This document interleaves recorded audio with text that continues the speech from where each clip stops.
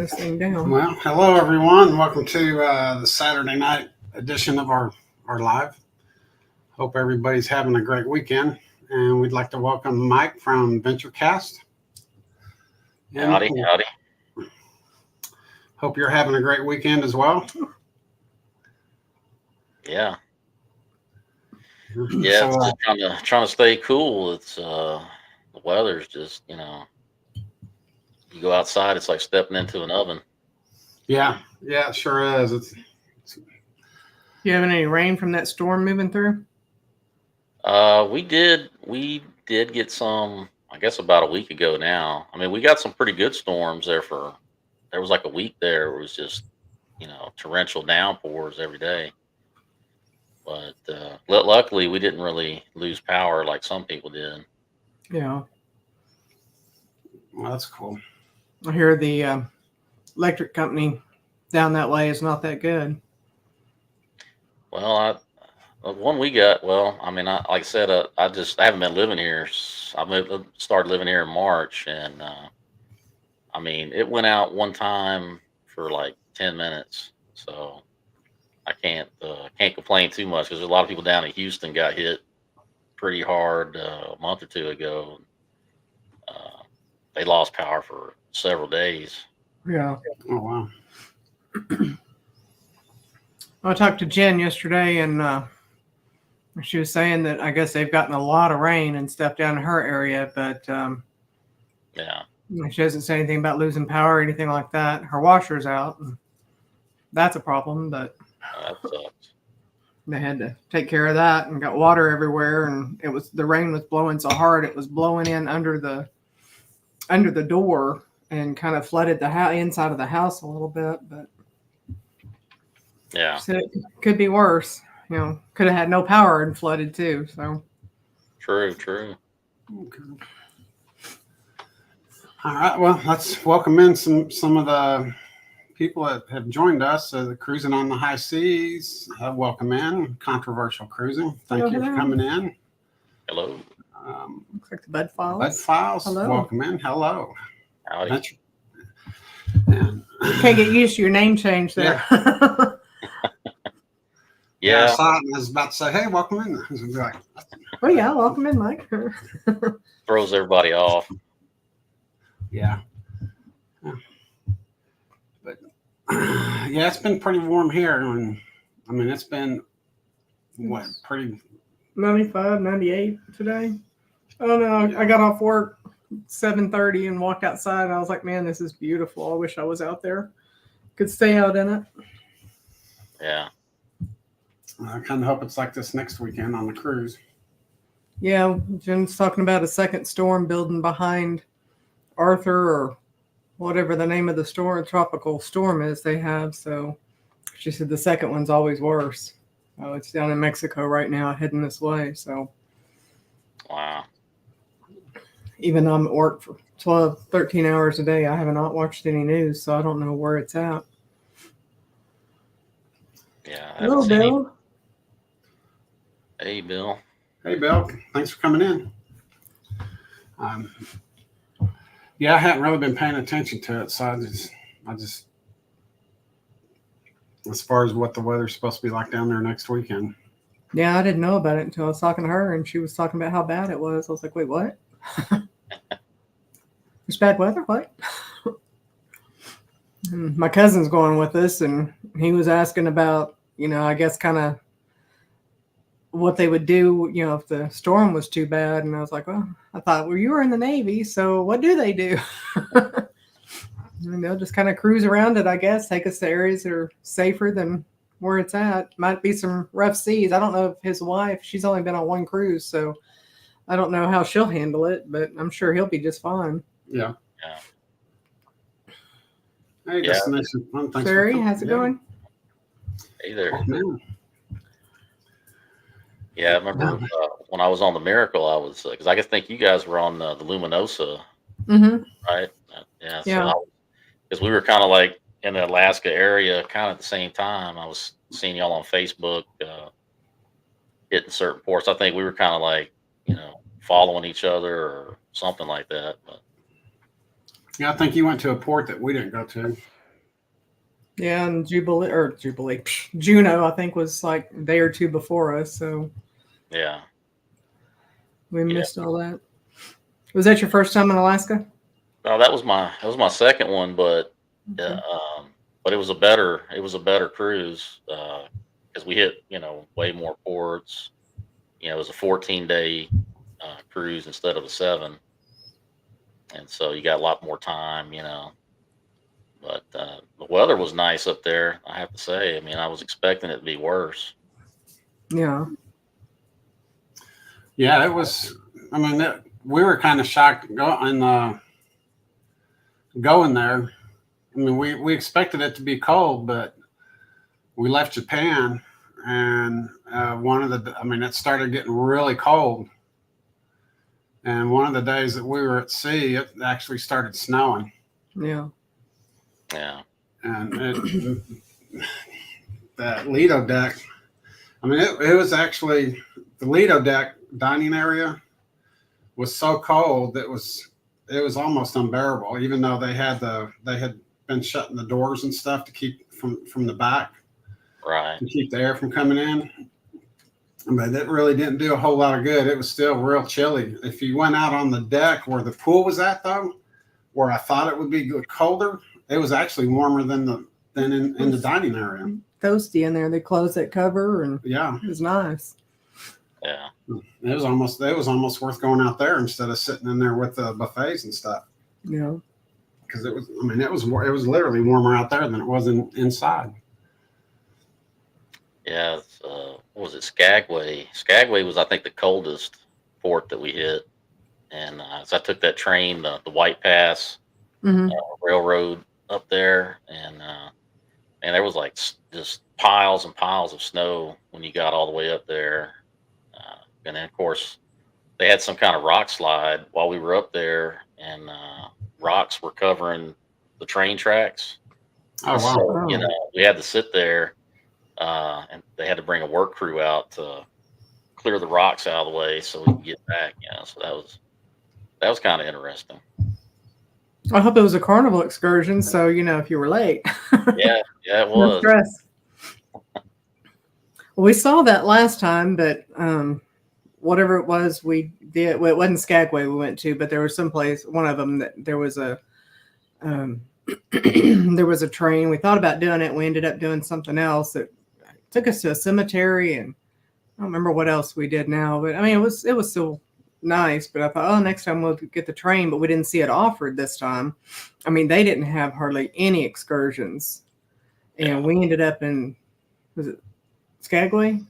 We walked across the parking lot, and I mean, it was like, I told him, I said, you can definitely tell you're back in the States, because everywhere you went in Japan, all 5 ports, Clean. it was clean. There was no graffiti. There was no trash. There's no trash cans, nothing. And then we stopped there. That was our first port. And so we walked across the big parking lot thing and across the street and got over, and there was a creek that ran underneath the little bridge. And you look over the edge, and there was like a plastic milk jug or water jug and 2 big old liquor bottles and some other trash. And I was just like, yeah, we're back. You can tell, because Japan, they took care of stuff, and if you finished your water, you stuck it in your pocket and carried it until you got back home. They did not have trash cans anywhere that we saw. Wow. That was pretty cool. And there was nothing on the floor anywhere, or on the floor, on the ground, nothing. I mean, it was very nice. Yeah. Yeah, I've heard it's pretty clean over there. Yeah, and the people are real nice too. I mean, we actually got put in a situation where we really didn't know how to get back to the ship. We had taken a taxi to a Harley Davidson shop to get my boss some shirts, and we got there. The taxi took off, and it was the taxi that we did get was out of all the ones they had there at the port for us. They had like a little couple of people that were telling the taxis where we needed to go. And so the first few taxis that they told where we needed to go, they were like, they didn't know where that was.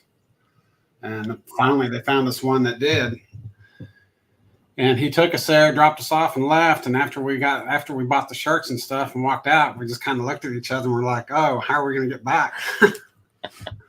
Was that the same port where he said? No, I think that was a different one. There was a little table that we stopped at outside, once we got off the ship, but we were still in the little port area.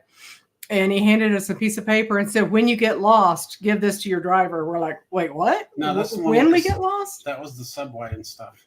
Yeah, I mean, it was just too funny. And then that one, another Harley Davidson run, pulled up on my little phone. And, "Oh, here it is. We can walk to that." Yeah. After about an hour and a half of walking in the sun, we found what was the like the administrative offices. It was not a dealership, so they didn't have any shirts, no coins, nothing. So then we took a taxi there and someplace else. I guess the good thing about that is the driver, he gave us some little, what was it, brown sugar candy, wrapped candy. And I thought, well, that was really good. He gave us both one. And I was like, I need to find some of that. It was like a hard candy with some kind of little filling in the center. It was pretty nice. You couldn't read what it was, but yeah, some sort of, we looked it up. It's some sort of brown sugar candy, but I mean, it was really good. Yeah, I posted some pictures finally, started putting some up, and it says, so I have a picture, and then I've had have the exact same picture that I used to translate on and screenshotted it so I could tell what it was later. So I was just like, okay, this is going to look like an amateur hour here, but I mean, it worked. Well, here's Eddie and Alice. Welcome Oh, in. hey, thanks for coming in, Eddie. Oh. I don't know if I missed somebody else. Yeah, Alice a little bit higher up Okay. there. Yeah, I'm having a hard time reading all that. So you might want to take over. You need your glasses. Wow. I think it's too far away for the glasses, but it's too close. Too close to use them, but too far away to actually be able to read it. Yeah. So how was because that was y'all's second time on the Luminosa, right? Or- Mhm. Yeah, was sure it was. better Oh. experience, same. It was much better. They had fixed the majority of the leaks. There was new ones, but they fixed the main ones. Well, but even the new ones, they got fixed. I mean, there was, With a carpet and towels and yeah, because on the first one, on the Lido deck, I mean, there was leaks all over the place, or they had towels and stuff like that. On this one, they didn't have the leaks. I didn't see any towels or anything, but the floor was a little bit slick, but that was because of the humidity, which they can't do nothing about. I mean, that's a totally different issue. But one night in the main dining room, we were sitting there, and where our table was like one or two tables down from us was the entrance to the galley or the kitchen or whatever it is that they use, and there was a ramp. Well, there's water just coming out of it. Oh, wow. And they had towels and carpets. I mean, there's a couple of, I want to say patrons, but that's not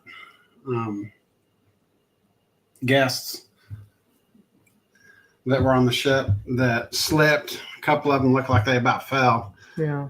And that went on for about 2 or 3 nights. And about one night, we thought they had it fixed, and then they had to started leaking again, and they started putting towels down.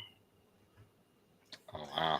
But they finally got it fixed because it wasn't there the entire cruise. Like on the last one, I mean, the leaks were there the entire time. This one, it was like they figured out where it was coming from and got it fixed. It just took them a few days.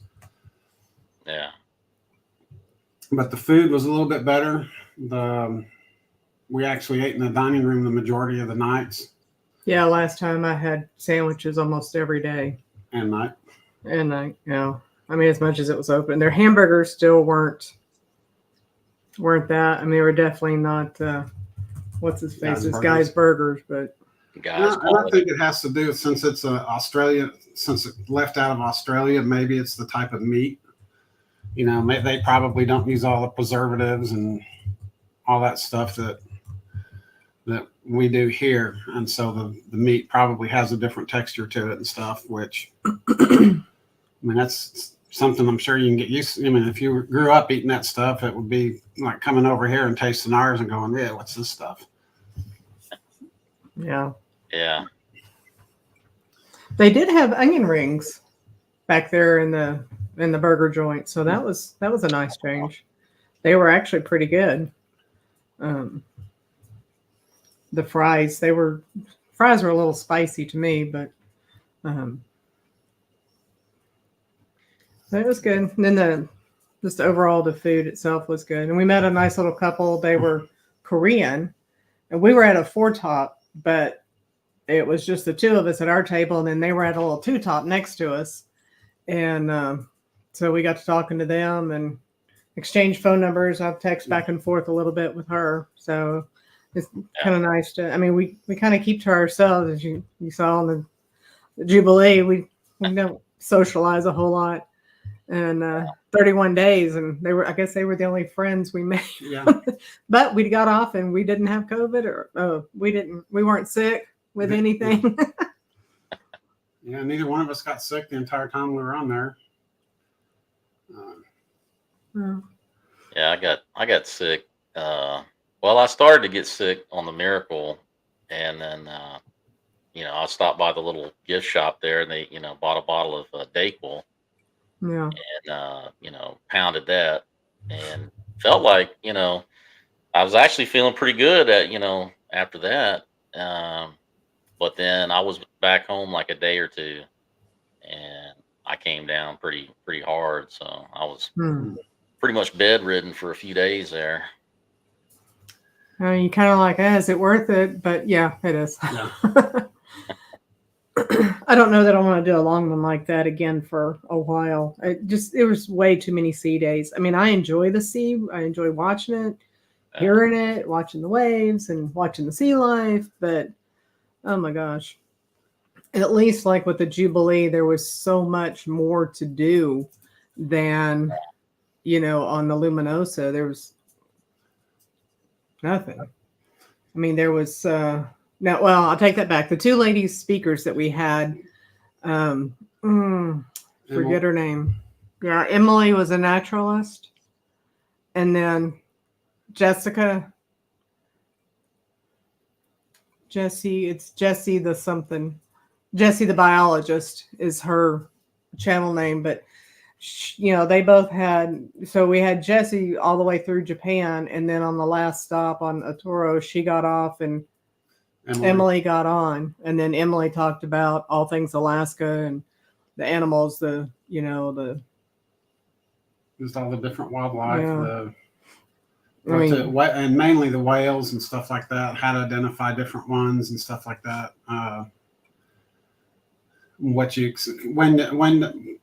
When they were most active, when's the best time to go whale watching, what whales you can expect to see, how you can identify some of them, how they identify some of them, and that if you can actually get a picture of the tail, and it's one they haven't identified yet, you get to name it, because they keep a record of all of them. Yeah, it's a fluke or something like that is what they call it. So we had one. I went on. I don't remember what he was doing. Is that when you did the airplane thing? I did kind of a trek through the Tongass National Forest, and then whale watching. And our boat captain, he ended up in Alaska. I don't remember where he said he was from, but he ended up in Alaska because he was in the Coast Guard. And he said, and they get here and they put me in a cubicle for 2 years. He said, I didn't come up here to be in a cubicle. So he retired. And then he was driving one of the, the excursion boats. And, we're going along, we're seeing different ones, and they, their tail would come up or whatever. And excuse the dog, she's fixing to go off here. Yeah, every time. Never fails. So we're sitting there about halfway through the tour, the whale watching aspect of it. And he jumps out of his seat and he's so happy. And he's, Sasha, welcome home, baby. So one of the whales, she's apparently pretty well known in the whale community, I guess. So I guess whales, they'll have is it a calf? I Yeah. think So they so. call the Yeah. babies? Yeah. So I guess every 3 years, well, she had one, 3 years later, she had one, 2 years later, she had one, 2 years later, she had one. Then it was like every year for like 3 years in a row or something like that.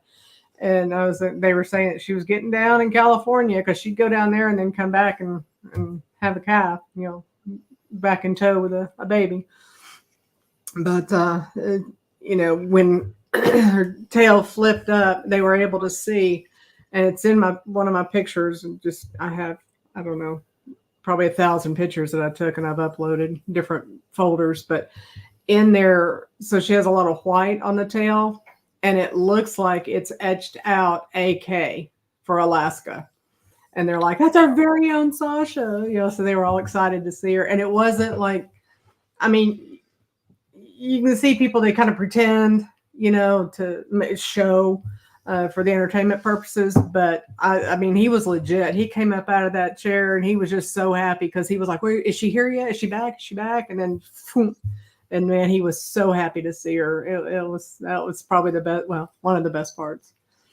So,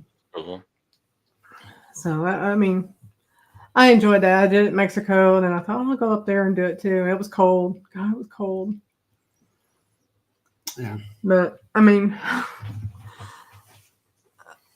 I changed positions at my job, and so I really didn't plan well for this one. So I had a windbreaker with a hood on it, some gloves, and then like a toboggan, and that's all I had for Alaska. And he didn't have much more than that. Yeah. And when we were in, was it Mendenhall Glacier? Mm-hmm. Man, it was cold. It was so cold out there. But we were walking around in Seward. It was in the 50s. Yeah. Yeah. Sitka and Juneau. It was almost like summertime up there. Hey, Bill. Hey, Bill. Hello. Welcome in. Uh-oh. Can't hear you. You've got him muted. I do. How? No, I muted myself. Oh, okay. Like I said, I'm having trouble just reading some of the stuff, so you gotta help me with it. How you guys doing tonight? Doing good, you? Good. We're just talking Alaska. Good. Can't beat Alaska. No, No. I did that. Initially, she had booked me on that plane, the tour of the glaciers and stuff. Yeah. And I didn't want to do it because of the price, but after doing it, I'm really glad I did it. I'm just extremely upset because I used my phone to take a bunch of videos, and I pretty much left it running. And every now and then I would stop it and start it over just so I wouldn't have a huge file to download. Well, for some reason, some of the pictures ended up being incompatible format. How that happens, I don't know.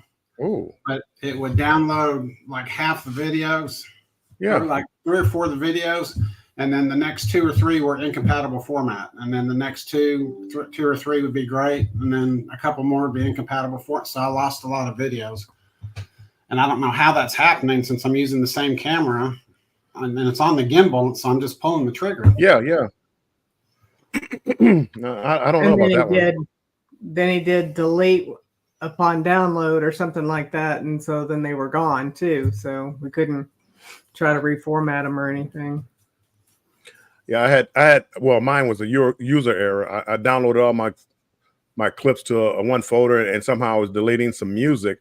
I add music to a lot of my videos when I'm editing, so I was deleting some music, and somehow I must have clicked on that folder, so I lost a lot of my Alaska stuff. And I did that helicopter ride to a glacier where you got off. Luckily, I had saved that part where like the helicopter ride, but all the clips that I used to make that, I wound up deleting and me drinking glacier water while I was up there. So I was depressed for a while because it was like a $550 excursion. Yeah. So you have to do it again. I'm going back in April, and there's 2 that I want to do. I want to redo that one, and I want to do that Glacier Express that Scott went on, and where they got close to the glaciers on the boat. I would love to be down at the water level with the icebergs that they have little.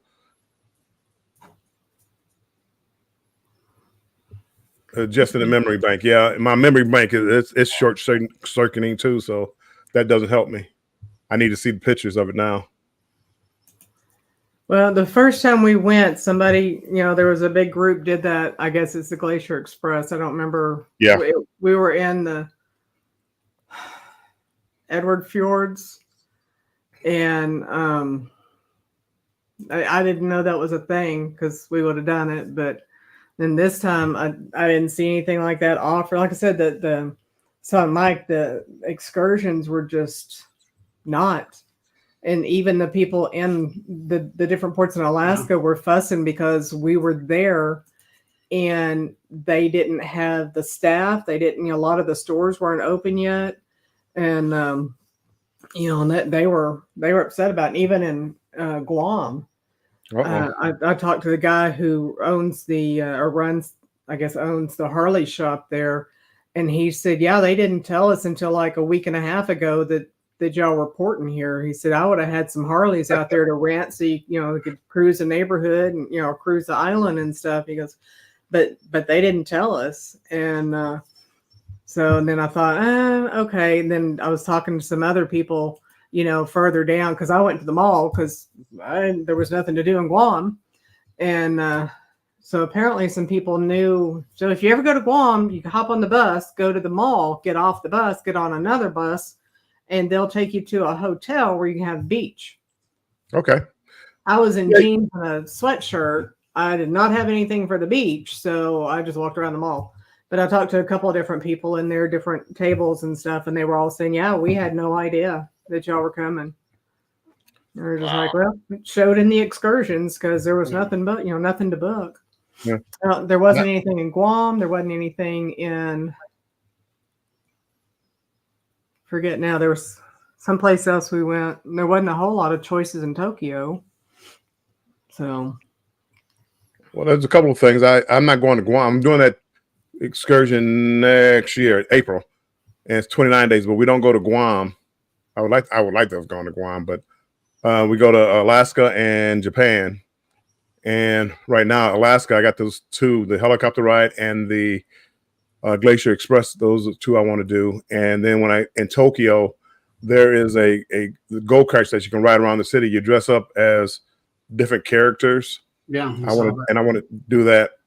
Like Mario characters. Well, They used to do Mario, but they canceled it because I guess Mario, Nintendo, whoever has that, told them they have to stop with the Mario outfits.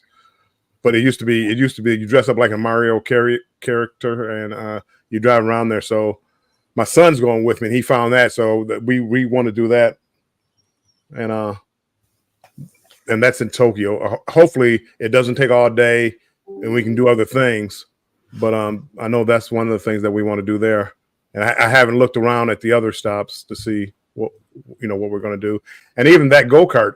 I don't know in early April. I don't know what the weather's going to be like. I don't know if it's going to be 50 or 39 or 62. In Tokyo, it was like 50s and 60s. It was warm. 50 and 60. Okay. Because their seasons are kind of opposite of us. Now, it didn't get cold until we got north on the, I guess you call it the island on Japan, up there in Otoro, and I know I'm not saying I'm right, but Otoro and Yeah. that was a little cooler, but it wasn't bad. I mean, I had I've got a couple of shirts. One of them was made out of like a jean material, and it's long sleeve. And then I had a windbreaker over it, and I was fine. we were actually in. So where are you going? Where else are you going other than Tokyo? Oh boy, hold on. Hiroshima or Probably Hiroshima, Okinawa. okay, those were hot. They were hot. Yeah, so you packed for 2 seasons there, summer and winter. Oh, Well, I was going to Alaska, so I knew I had to be prepared for winter. Even though Alaska, I have to bring a winter coat because you never know, like especially in the fjords, how cold it's going to be. Yeah. So I have to make sure, I have make sure I have my coat and hat. Scott, hat. You have to have a hat in Alaska Yeah. if Scott's still in here. I had a, I don't know, you call it a toboggan, one of the cloth hats. But then I had a, hey Jen, had a Hey, like a Jen. hoodie with a, well, it's a zip up sweater thingy with a hood. So I started out with all that when I went trekking through the forest, and quickly came out of the gloves and hats. But it was in the probably the mid to upper 50s, and that was that Juno? And then, but the when we were at the glacier, man, it was frigid. It was just bone chilling, Yeah. cold. Um, Set your camera or your if you're using your phone to like a 10-second delay or whatever on the shutter, so that Yeah. you can get the Northern Lights. Yeah. They were You mean like supposed to have been like out. a time lapse? Yes. Okay. Yeah. She told us mine would only go to like a 10-second delay, and it was kind of foggy and stuff. So I have a couple of pictures that are questionable if I got them. There's a little purple and a little green, but it's not like bam in your face. Yeah. But when I went through trekking through the Tongass National Forest, the guy that led the excursion there, he was like, all right, change your settings on your phone, do this, do that, do that. And it was just unbelievable the difference. Like a setting sun photo, it was burnt orange and reds, and I mean it was beautiful. Yeah. And before that it was like gray. Like, oh, this is boring, All of my ice photos and stuff were just, it was like black and white almost. And then I changed the settings. I'm sitting in the main or in the in Lido behind a dirty glass with the light reflecting off, and it was still some of the prettiest sunset photos I've ever taken on the water. So had I had those settings, I might have captured the Northern Lights. I'm gonna definitely look. I'm going to Sapporo. Was that Toro? Is that? Yeah, Sapporo, Toro. And then Hakodate, Hakodate. Then Hiroshima, Tokyo, and Okinawa. So it's like 5 stops in Japan. Well, the Sapporo, I thought, is where we were supposed to go, and then they changed it. That was the port, and then they changed it and said Tokyo. So we had a great excursion booked there. But when they changed it and said we weren't docking in Sapporo, but docking in Tokyo, they didn't offer the excursion. We lost it.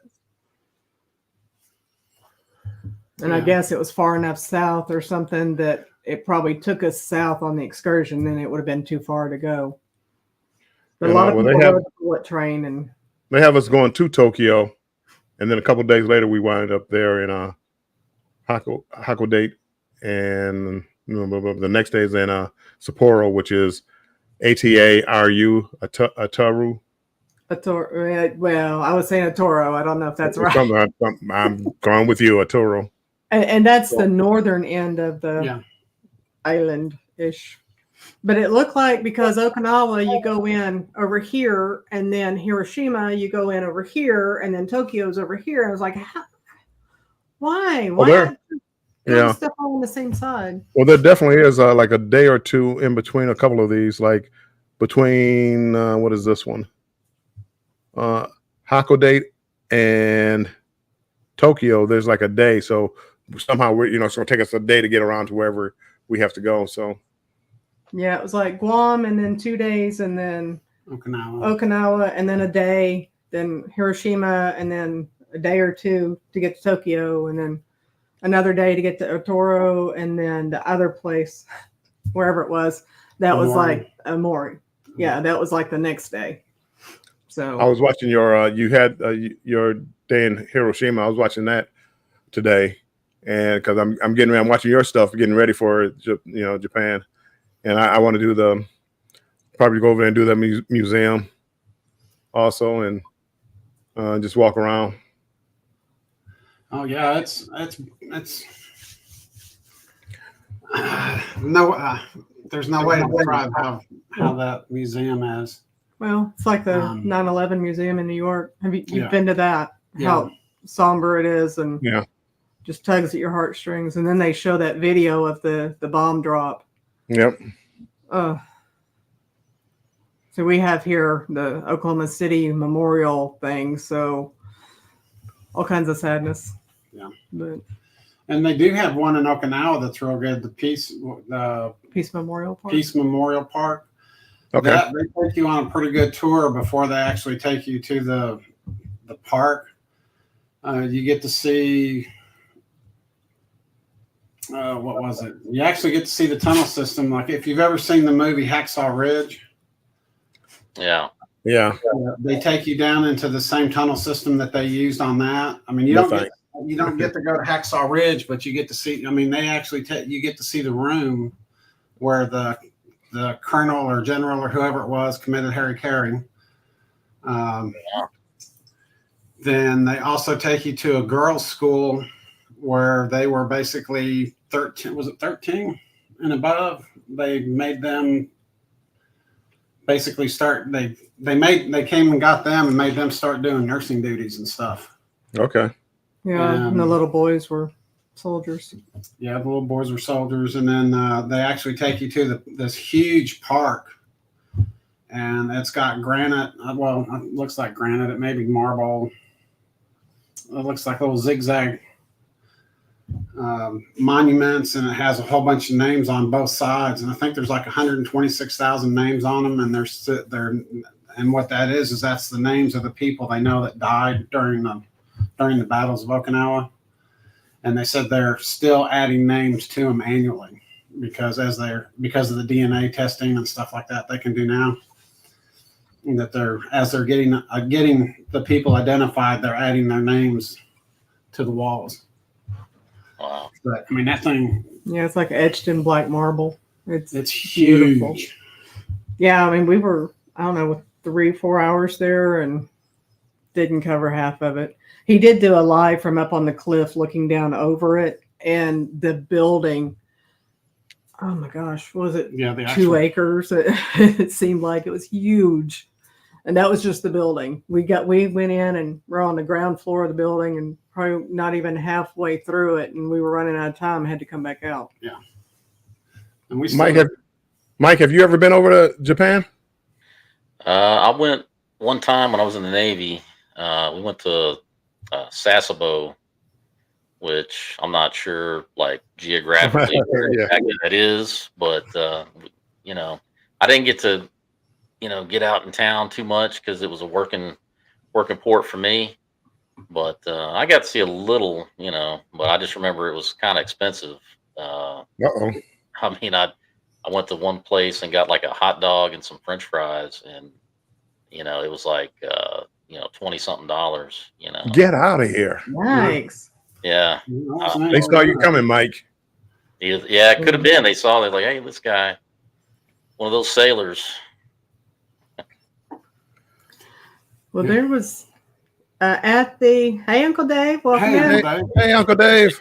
At the mall in Guam, there was a little place there called Fizzy's or something like that, and they had some unusual combinations for hot dogs. And I got a hot dog with salsa and sour cream on it. And I thought, okay, this is going to be interesting, but man, it was good. And it was one of those, good. What's that? The hot dog brand that we don't buy it, but I can't think for what it is right now. Because I just uploaded pictures a few days ago. It took forever to get them to actual load, but it was real good. And it was the guy that ran the Harley shop had the little, and it was a soda shop. And so it had like Marilyn Monroe and Elvis, all those. It was real neat inside of it. Okay.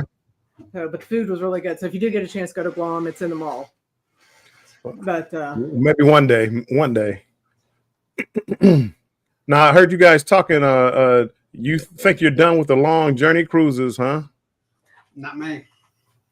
Oh, not you. Okay. I just have to. I just can't do anything anytime soon because my boss was nice enough to let me off for 2 in a row.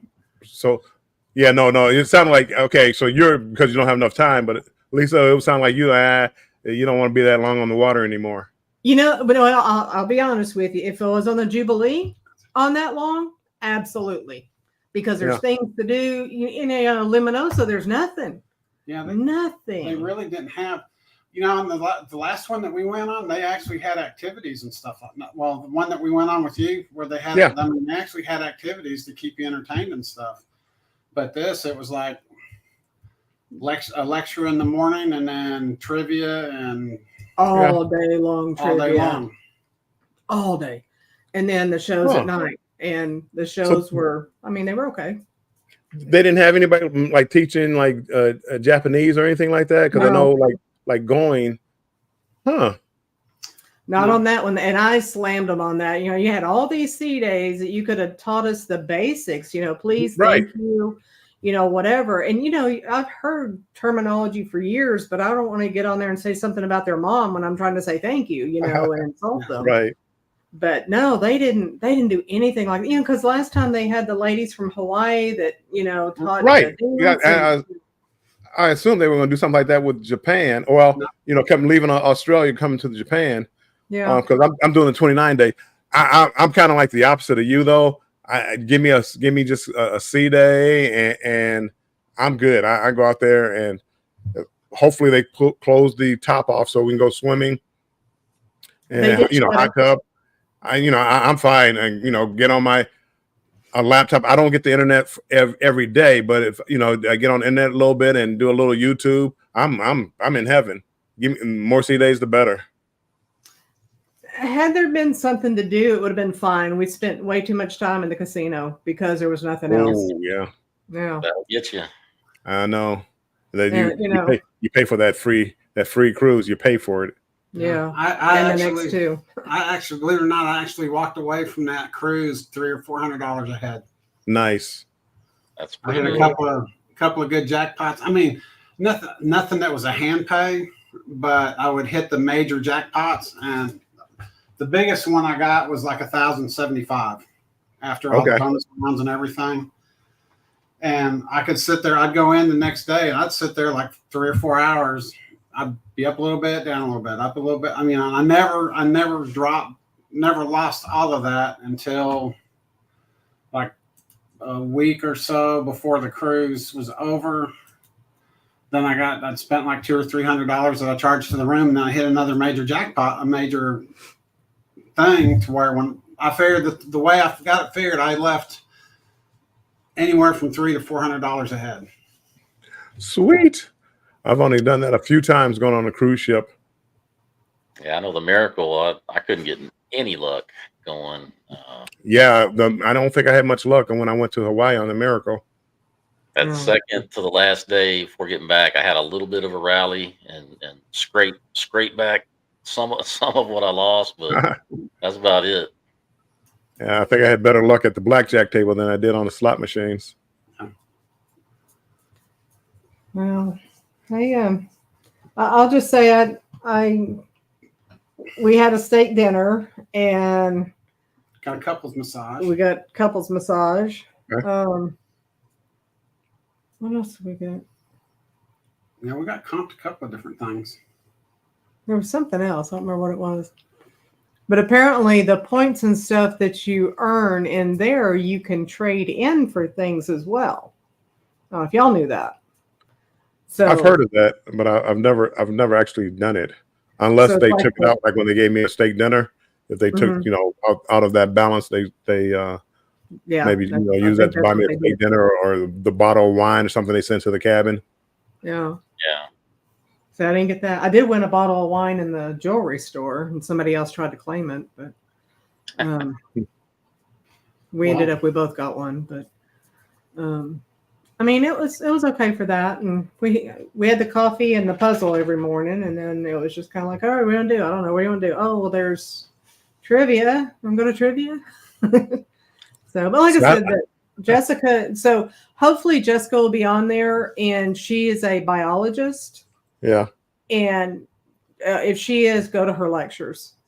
Biologist or naturalist? The biologist through Japan. And then Through the Japan, naturalist, the naturalist got on at the last port in Japan. In Japan. Jessica got off and Okay. they got on. Okay. Yeah. So biologist. That's what I'm looking out for. Yeah, since you'll actually be going, you're going from Alaska to Japan, right? No, I'm going from Brisbane to Japan, and then Japan to Okay, Alaska. yeah. All right. For some reason, I was thinking that you were taking the return trip, and I was going like, well, I don't know that No. they would have the naturalist on there on the return trip. Yeah. But Well, I'm trying to think when I did the naturalist. I don't know. Did we pick them up? Because I went from Seattle there one time, and I'm pretty sure we had a naturalist on each one, but it was like, I think we went to Hawaii. No, where did we go? I don't remember.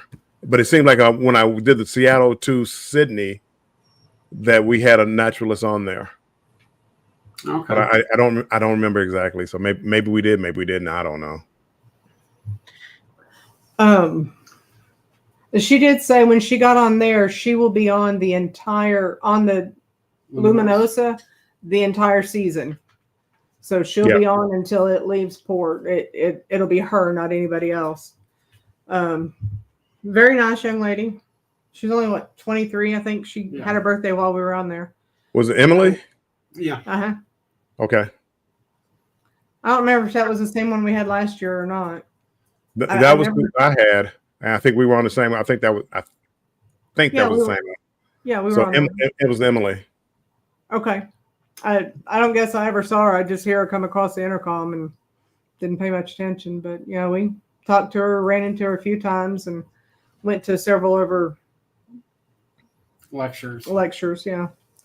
Yeah. And that was the only thing that got me a little bit, is that her lectures were popular the first couple of days. You went in there, and it wasn't hard at all to find a seat on the bottom floor, but after a couple of days, it was like pretty much if you didn't get there beforehand, you were sitting up in the balconies because the bottom floor was jam-packed. Yeah, I really do. I would suggest to everybody, if you get on a ship and they have a naturalist, go and listen, and you learn so much. And follow them around. They'll go right after the lecture. They would take you upstairs to look for wildlife and things like that. And that was the best way to try to find out what was going on, how to look for the whales and the bubbles. If you see these bubbles coming out, it means the whale's nearby. And so you always do that. Yeah. Yeah. The one we had, he was showing us how to use the binos, showing us. Yeah. Because I guess he was also a photographer, so he would give you pointers on your camera settings and things like that. So that was pretty neat. And then Skagway, they actually brought a local guy, and I guess he was a musician. So like he told the history of Alaska through songs. Oh, that's cool. Yes, that was something that was kind of like I wasn't expecting, and it just popped up in the little hub app thing, and so I ran down there and checked that out, and that was actually pretty cool. I did that one too. That guy, he was on my cruise, and I did, because he sang the whole song, and like a song about everything about Alaska. Right. But that was interesting. And then they also had like a caricature artist. Yep. So like every morning you go down, sign up. That was pretty popular. It was. I never did it. I always said I was going to do it, but I never did. Yeah, me too. I would say I was going to do it, and then I'd walk by and the line was just so long. It's like, all right, well, I'm going to go. I'm going to go to the casino or do something else. Yeah, that was us. Back to the casino. Yeah. So the same guy that was on there last year, Brett Bauer, was on there again this year, all the way. And he talked him into letting him stay all the way to Alaska this time instead of getting off.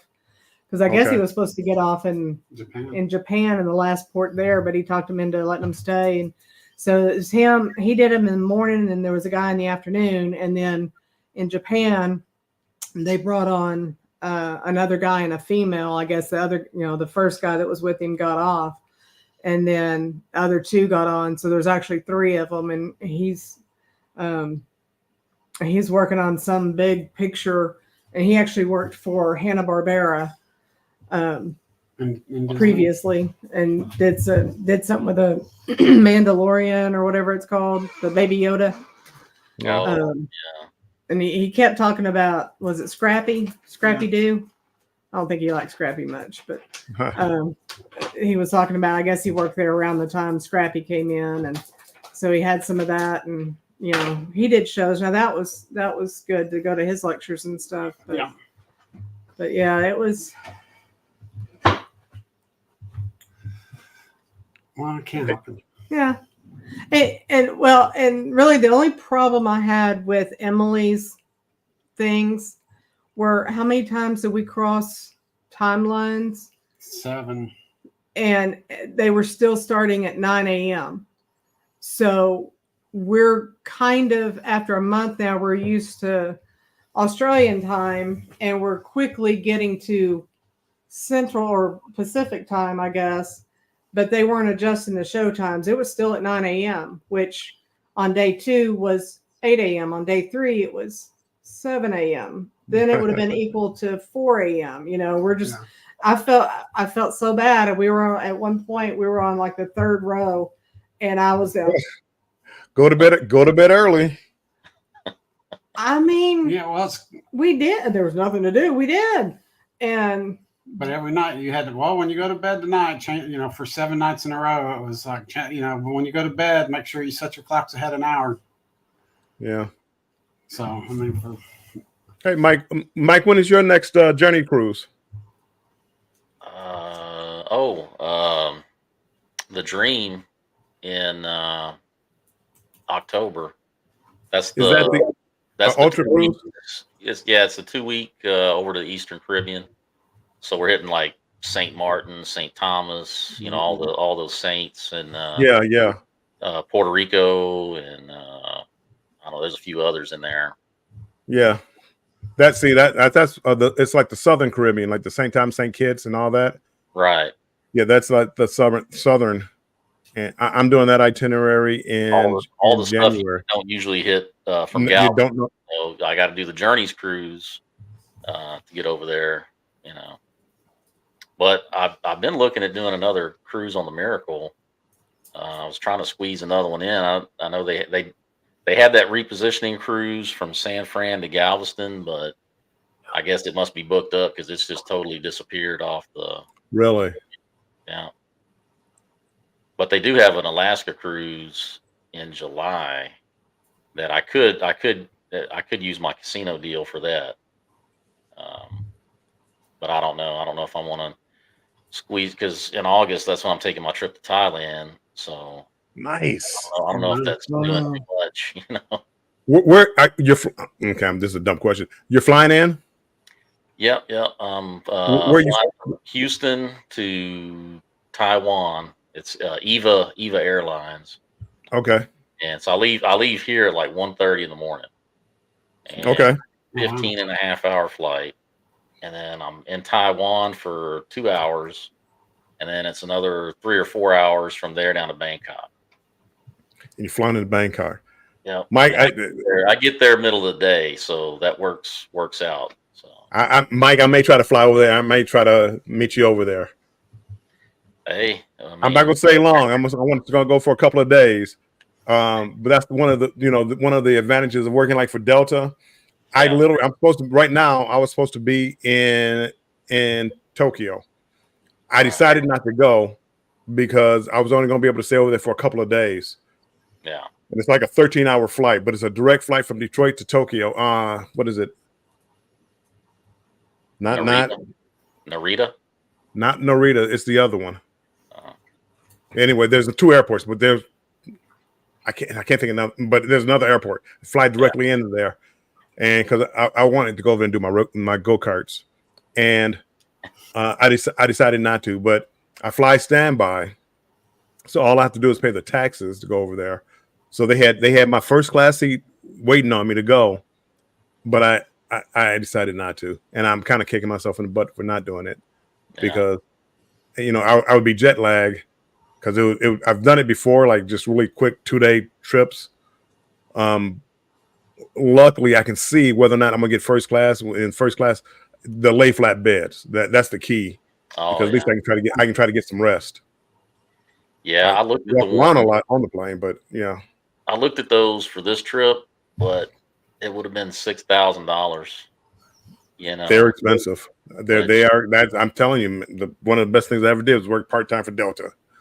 Yeah. Well, I- one of the things that with us on the Fiji, when we took Fiji, we booked, I don't know, the cheapest tickets you could get all the way there. But as the dates got closer, they sent us a notification saying, "Hey, we've got some first class seats available if you want to Yeah. bid on them." And so I turned in the minimum bid and ended up getting Nice. seats from San Francisco to Fiji, which was the long part of the flight. I missed out on the one from Fiji to Brisbane, but I mean that was a short flight compared to the big one. And so we got to lay down and sleep, and so I mean, Yes. there's always that chance that you could book the cheap ones, and then they send you, hey, bid on these, and Awesome. may not cost you quite that much. That's really where I want to go. I want to go to French Polynesian Islands. I'd rather go there than Alaska. I've been to Alaska twice. I wish this trip was going there instead of Alaska. I would love to have done like Japan and Fiji and Numia and Moria. Moorea. Yeah, that was the So- most beautiful. That really was. I tell everybody. I mean, Alaska was special as far as like the winter scenery, but to me, it's for the Caribbean, for that tropical scenery. There was no place more beautiful than Moorea, and that's where I really want to go. Yeah. A lot of Well, nice if you places got- to see out there. Yeah, When they are. They're Mike. They are. I feel like for people that were like in the military that got to go to a lot of these places, I just hope they took advantage of it because Yeah. the world is it's large, but it's small, Yeah. and we should try to. I know nobody wants to fly for 14 hours, 16 hours. I understand that. Yeah. It's matter of fact, it's like I keep talking to people now, and I mean I'm kind of hooked on $100 cruises, Carnival $100 cruises. But if I had to pay, would I want to do 2 cruises, like to the Caribbean, or let's say 3 cruises in the Caribbean, or 1 cruise in the Caribbean and then 1 cruise from like Australia or someplace, or fly over to Singapore. So you would cruise less, but one of your cruises you would use basically for airfare to get to wherever you're going. And God bless the Caribbean, but you can only go to Cozumel and all these places so many times. I don't care how beautiful the ships are. I mean, I do like the newest ships, but going on Australia, and which was a lot of fun, and then hitting Fiji and the French Polynesian Islands, and going to Japan. To me, those are those bucket list type cruises that I'm trying to do now. Yeah. There was a couple that was on the same cruise with us last year and found out, I think it was in Fiji, that I got to talk to the wife. Well, we've been up here for about 25 years. And so talking to the wife, because the husband, he was in the water. It was cold. It was rainy. It was gross. And he was like, well, I have to go. So he goes out and he comes back and he's freezing. And we're talking, we worked together when I worked down in Fort Worth. And so, we've stayed friends. Well, now they're on, let's see, they've hit 2 or 3 ports in Spain, Portugal. They're on a 30-day cruise going the other way. And I was like, wow, and they're posting pictures and lives from Portugal. And so, man, it's just beautiful. I thought, okay, I might have to do another one of those long ones to go to some of those places. But, Or go someplace. Yeah, going someplace different though. I mean, that's I don't want to go to the same places anymore. Time's running out. I want to hit all these other places, the Mediterranean, Europe, and all that. I want to hit those. And if that means taking fewer cruises to the Caribbean to get over there, it's what I got to do. Yeah. I mean, I did miss my beach a lot. There's We're going to go over next week and hit the same ones we did over New Year's. So, you know, my cousin's first time for them to go down there. So I was like, all right, we'll go, you know, but man, One time. up there on the deck in Alaska, I was like, where's my son? Give me the sun. That's funny. I lost my video. I think I posted something up there first, but I had video because the Luminosa, the back pool is heated. Mm-hmm. So I had the snow-covered mountains and me on the deck in the heated pool, which it was freezing cold. But when you got in the water, the water was hot. However, when your head was above the water, it felt like needles sticking into your head because the water. It was cold. But I did it. I did it for YouTube. So I went in there for a little bit and got my videos and got out. And of course, I lose the footage. But I did think I posted a couple of them before I lost it. Yeah, there was one day on the Miracle, you know, because like the Serenity deck is all the way back aft, and it was real foggy out. It was foggy and cold, you know, and I went and eat lunch. Then I came back. I just popped my head out there to see what was going on, and I saw the lifeguard out there, you know, and I was like, "Hey, man, is the hot tub open?" You know, and he's like, "Yeah." I mean, yeah. Well, I went changed, so I'm out there, but it was crazy because like there's so much fog, I couldn't even see like the Serenity bar from where I was at. It's kind of like I was out there by myself, you know. Yep. No, I really do, and I mean, you call me antisocial, but just being out there, even by yourself, I love it. I love the sea days and just sitting there having a cup of coffee and looking out the window and watching the world go by. Knock on wood, I didn't really have any really rough weather. There was a couple of days here and there, but nothing that I can remember. We probably had worse weather on this Margaritaville the last 4 days. You know, this 4-day trip I just got off of than anything I had going on in the Pacific. So I can't wait to go back. I can't. There's somebody I met through Destination Fun in one of our chats. He's a cruise vlogger for TikTok, and we just met. And come to find out, we're going on that 29-day cruise from Brisbane to Seattle together. So that'll be fun. Oh, that's cool. Neat. Maybe you can connect a little sooner. Not halfway through it. Are we talking? I mean, he comes to my lives, and I try to go to his lives, and I'm trying to get into the TikTok. There's so much to do with this. I wish I had the energy of controversial cruising. That man is everywhere, and I got to see him firsthand work, and he's doing it right. He's doing it. He's getting out there. He's getting his content, enjoying himself. But as he's enjoying himself, he's getting his content. So you got to do it. Look at Scott. He probably has to work tomorrow, and he's still in this chat now. But that Scott is him and Edna's World and Life with V. They really got. It didn't seem like it, but they were out there getting content. And I'm looking at their videos now. I'm like, all that time we were down there talking, they were getting content. You know, when they had a break, whatever, they're over there talking, hey, blah blah blah blah blah blah blah blah blah, and I'm over there. I'm just drinking, and I'm what's going on? And Scott, he's over there. Every night, because we shared a cabin, he would go out in the hallway, and now I'm seeing why, because he's coming in and in the blog and in the vlog. Yeah, it's been a long day, people, and I'm like, wow. And I'm up here, I'm laying in bed. Okay, that's the end of this day. It's over. And he's literally walking down the hallway, recapping his whole day. It's good, like watching people do their craft, and he kind of inspired me. Yeah, kind of.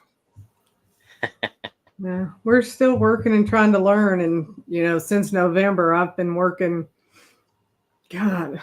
12-hour shifts overnight, and then I'll come back and work a day shift, and then back to nights, and I had 65 hours one week, 62, and I think 68 this week, and I was supposed to have been off today and ended up having to work. So I worked 7 a.m. to 7 p.m. and then go back in tomorrow night at 7 p.m. So we're going to have breakfast with the kids in the morning and I'll be back to bed. And we just, Hey, I know. remember those days.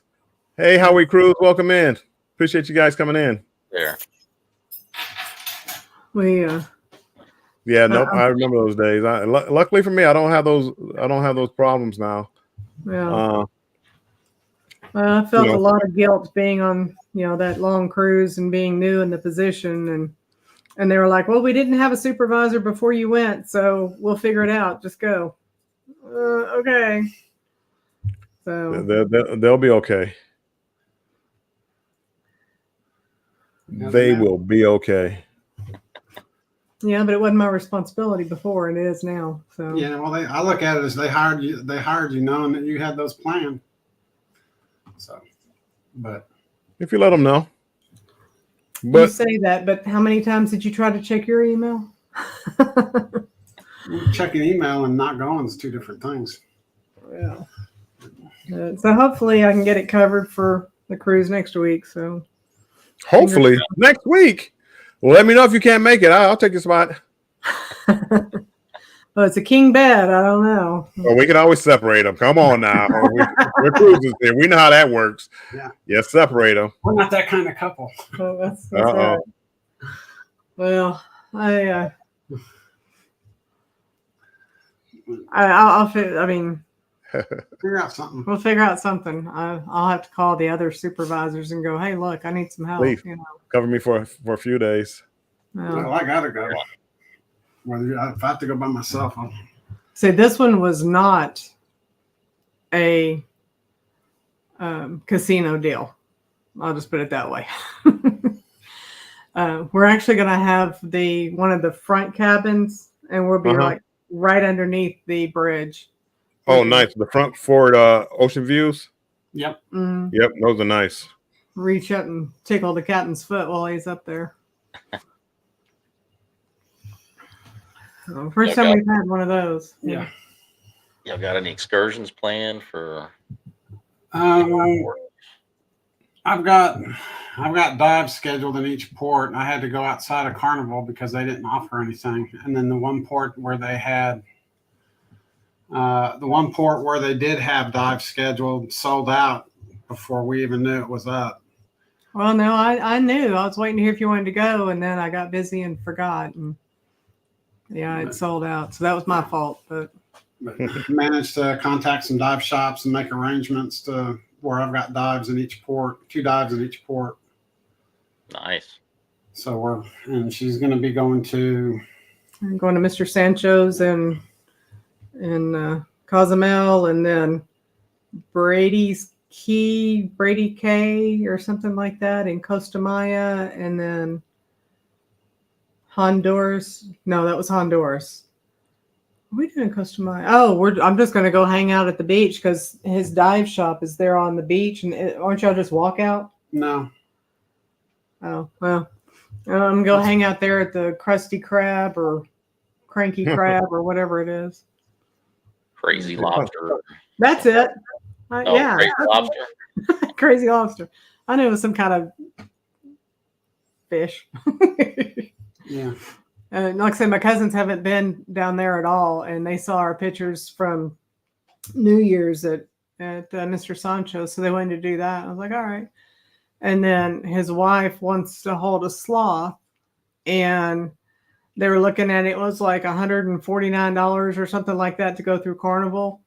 And somebody had posted, in the Carnival page and said, hey, we're trying to get a group together to go do this, and it'll be lunch in Brady Cay or Cay, whatever it is. And so it's the exact same thing we would have done on the excursion, plus beach, plus lunch and all this, and it's going to be $79 if they can get enough people. Right. And I'm like, yeah, I don't really do excursions outside of Carnival and she was like, I guarantee you'll be back in time, and I'm like, all right, better. You're going to get me to Costa Maya if you don't. So, and then Costa Maya, I mean, again, the excursions on Carnival, I'm just like, man, no, there's nothing. Because last time we went to Costa Maya, we just walked around in port. Yeah. And Most of these ports, again, very rarely do I buy excursions through Carnival. You just come back, you come back a couple hours ahead of time.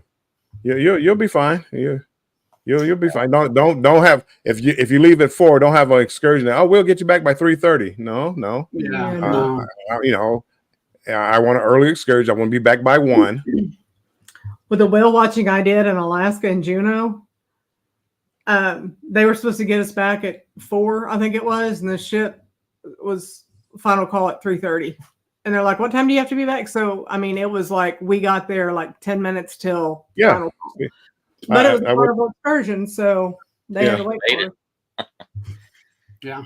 And that's the main reason I'm like, yeah, I know. I'm just hoping these storms don't make the diving bad, because I bought a new toy since I got so many dive trips scheduled. I went out and bought something that. Let me show the cover. Nobody's gonna know what it's upside down. Well, camera? Not if it matters. Yeah, it's a camera case for my iPhone. Oh, okay. That's nice. And that way I can take it down there and do videos and stuff like that with it, instead of having to be stuck with the GoPro. Yeah, the shark videos were done with something like that. Not the same thing, but something like that on an iPhone. Yeah. What's wrong with the GoPro? Well, the GoPro, you can't zoom in and out while you're diving because it's in a case. Oh, gotcha. Once you set it at something, it's And it's so tiny. I would lose that thing. Which, I mean, that's okay. But I mean, if you see something far away, it's not like, I mean, because there's been times we've seen sharks and stuff like that far away, but, and well, they weren't really that far away. They just looked that far because of the way the GoPro's set up. And there was no way to change the focus, the lens on it and stuff. Whereas this, it's through Bluetooth. It interacts with your phone just like a gimbal. Real similar to a gimbal. You can zoom in and out, change from photo to video. It also has color correction built into it for the different depths of the water, and it'll even time stamp your picture as well as the depth that you were at. Wow. When you took it. What's the depth availability on that? It'll go to, I think, 130 feet, which is more than I'll go on an excursion. They usually don't go 60 feet, 60, 70 feet at the most. That should be good. It's supposed to be some very nice dive in there in Costa Maya, because you're right on the, what reef is it?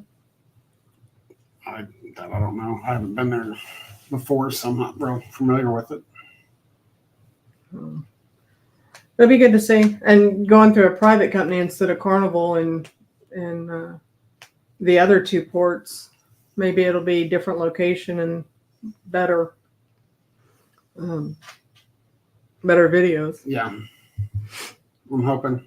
Because, I mean, some of them, they've taken them on. It's like, oh, here's a boat. Okay, we're done. You can come back up now. It's like, really? $130 to look at a boat?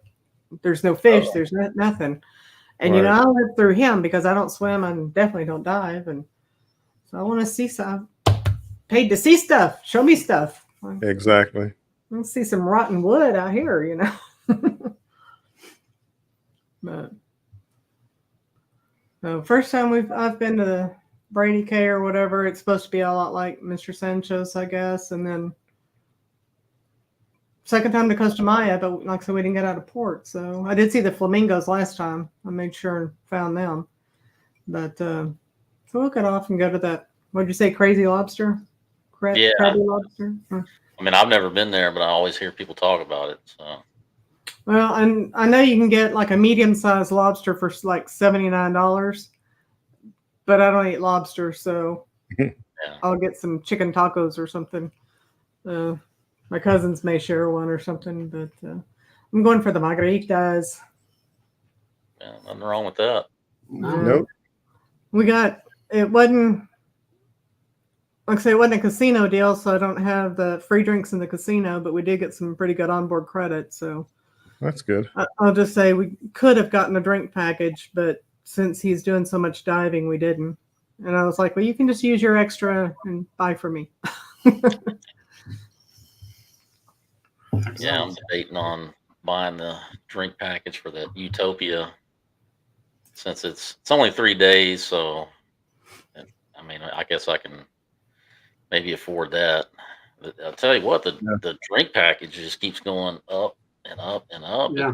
It's getting close to where it's just like, I might as well, what's the advantage to having it? Yeah. I mean, yeah, I guess if you're one of those, where you're, consistently going for 10 to 15 drinks a day, then yeah, I guess I would still say get it. But that's always a good debate, on the drink package, to get it or not get it. Yeah, when you hit your 11th one at 10:30 in the morning, that's probably worth getting. Yeah. I couldn't even imagine. I mean, I might have hit 2 by then. I'll have sometimes a pineapple mimosa in the main dining room and then a spiked coffee, but I'm good until lunchtime then, But. Yeah. Yeah, Yeah. no, I probably 4 or 5 drinks, and it wouldn't be worth it. I don't think on Utopia to get the drink package, and I wouldn't want to drink. It's a 3-day cruise. I'm not gonna, I'd be so sluggish the next day. So like, say the first day, if I drank too much, well, the next day I'm not gonna want to do anything, and so Yeah. I'm not gonna get the drink package. I've only got the drink package one time, and I didn't drink, and I didn't get my money's worth. Same. And for how we cruise, I'll be on September 13th through the 16th. Me too. I'm be right there with them. I get to meet Mike, Yeah. the man, the myth, the legend. That's right. Not everybody's that lucky. So, I know. I feel honored. We've met both of you Yeah. different times. We will not be on that cruise. I'll be hitting Diamond on that one. Of course, it won't take effect until the next cruise. They don't do it the same way Carnival does it, but Oh, okay. Oh. Well, at least after that, you won't need the drink package. You get 4 drinks a day. that's true. That's true. We're on. I wish they're on. Carnival would do something like Utopia that the instead of 15th little through the package 19th. that they give away. That's like the inaugural, isn't it? I think so. Is that the inaugural?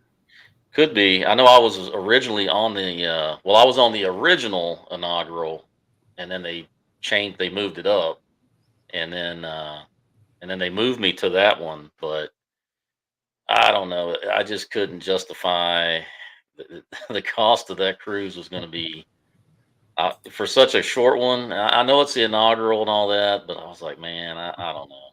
So I backed out. So I went ahead and got the clock. Moved it to the September clock group cruise. I mean, it looks like it's going to be a nice ship, though. It is. And I got my Yeah. first class plane tickets through the little Royal Caribbean Air booking feature, which is the first time I did that. So let's see how that goes. My only problem is the price and where you go. What am I paying? I forget whatever it is. You mean the plane tickets? No, the cruise. Oh. It's like a 3-day cruise. It's dang near $1,000. I mean, for a 3-day cruise, you're spending almost $350 or whatever a day to go on a 3-day cruise, to go to Nassau and Coco Key. Yeah. Mm. For me, that won't be that bad because I've never been to either. So. Oh, okay. Well, that's good. It'll work out for me. Hey, Cruising Chicks, thanks for coming in. Cruising Chicks, welcome in. Thank you. Hello. They've we haven't been to Coco Key, but we've been to Nassau. First time we went there, I did the casino or whatever. The whole reason I went there was they have like an aquarium, and it's on the beach and all that. And they took us around and they had us all, so spread out. You couldn't hear, the people that were talking about what you could and couldn't do, where you couldn't go.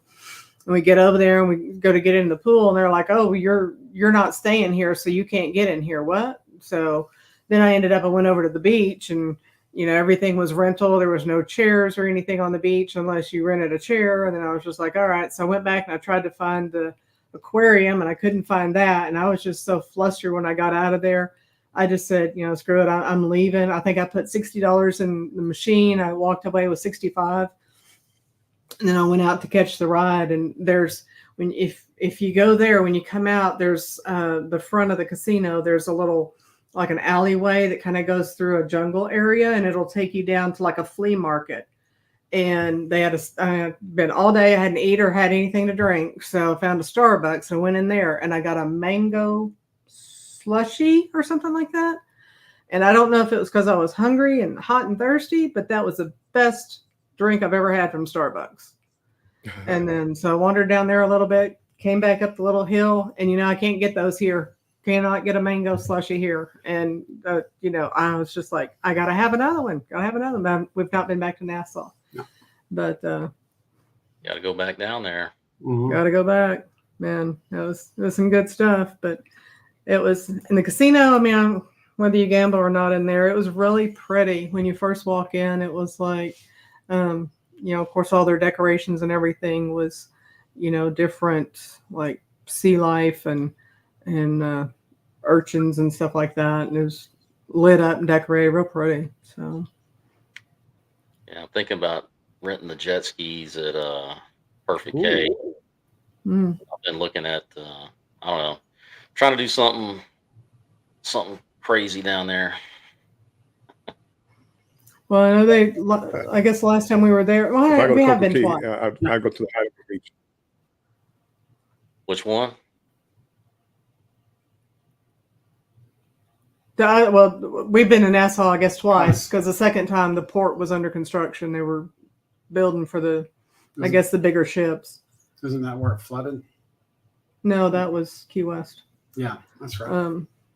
But no, that was where you had to walk through all the construction zone and out and go through the gate over on the side, and it was all kinds of crazy. But no, we hadn't been to just say Cocoa Key. We hadn't been there. No. Yeah. It's Cruising Chick says get the mozzarella sticks and the chicken sandwich in Perfect Key. I keep hearing about that chicken. Yeah, I just went there and did that, and I heard so much about it, and I got it. I might have got a bad batch. The mozzarella sticks were cold. The marinara sauce was bland. Chicken sandwich was just okay. It wasn't really seasoned well. Man, I was so because everybody talks about how great it is. I've seen and so many videos just about that sandwich. I was so disappointed. Man, that's just. Man, But I'm gonna say I had a bad batch, and if I go back, I would try it again. But definitely the marinara sauce was like water. I mean it was bad. It was bad. I didn't like it at all. It was so bad that I want to try it again, because it's like everybody else can't be this wrong, Right. Yeah. I mean, Well, and where's that one that's there? The bar on the beach. I can't remember now, but they have like jerk chicken and all that. And I kept hearing good things. And same thing. I went and got it. I was like, I mean, it's chicken. It wasn't. Of course, they've sold it. They've sold out when, I guess, during COVID, and since they've reopened, it's under new ownership. So I haven't been back. But I can't remember what port that was in. I can't either. But yeah, it was this. You go with all these high expectations, and you get there, and it's like, man, it's chicken. Yeah, and that's kind of where it was. I mean, the chicken. If they think that was a good chicken sandwich, I got to take them to some places that I know, and they'll be like, "Wow, this is outstanding. Should be on some main dining table of some cruise ship or something." So that's kind of like that place we got here. Everybody brags about. It's in another town, and everybody just raves about how good it is. You got to do it. And I mean, she's even thinks I'm not saying it's not, but she says how good it is and everything. And I've gone there, it's a chicken place. I went there and I ate it. I said, okay, it's fried chicken. Did you eat there, or was it, because I brought it home a few times and it was, No, I grew up we on met cold Kelly fried and Ryan chicken. there. It was good.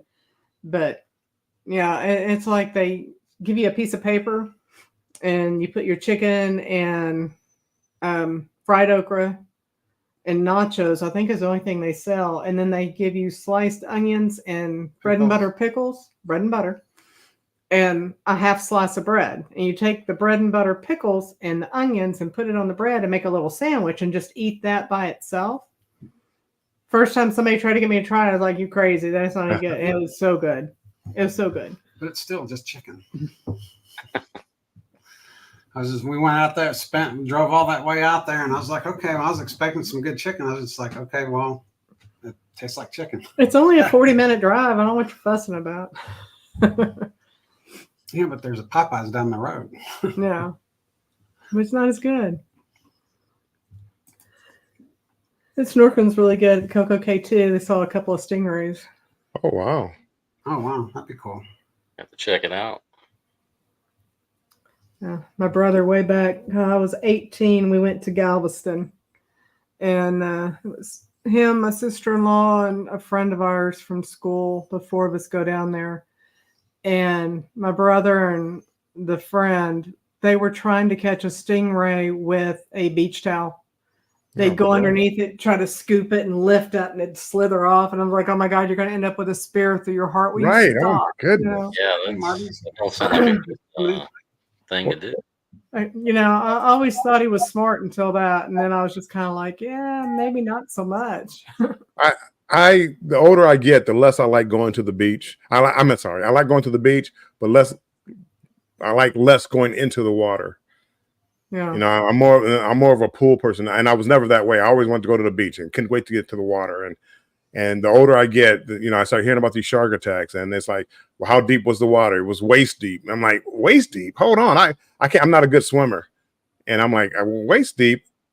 Yeah, I've been out there many a times, and even if it doesn't, kill you or take your arm off, I don't want to get bit by a shark, a stingray, a jellyfish, and I'm getting too old for that. Give me the swimming pool now.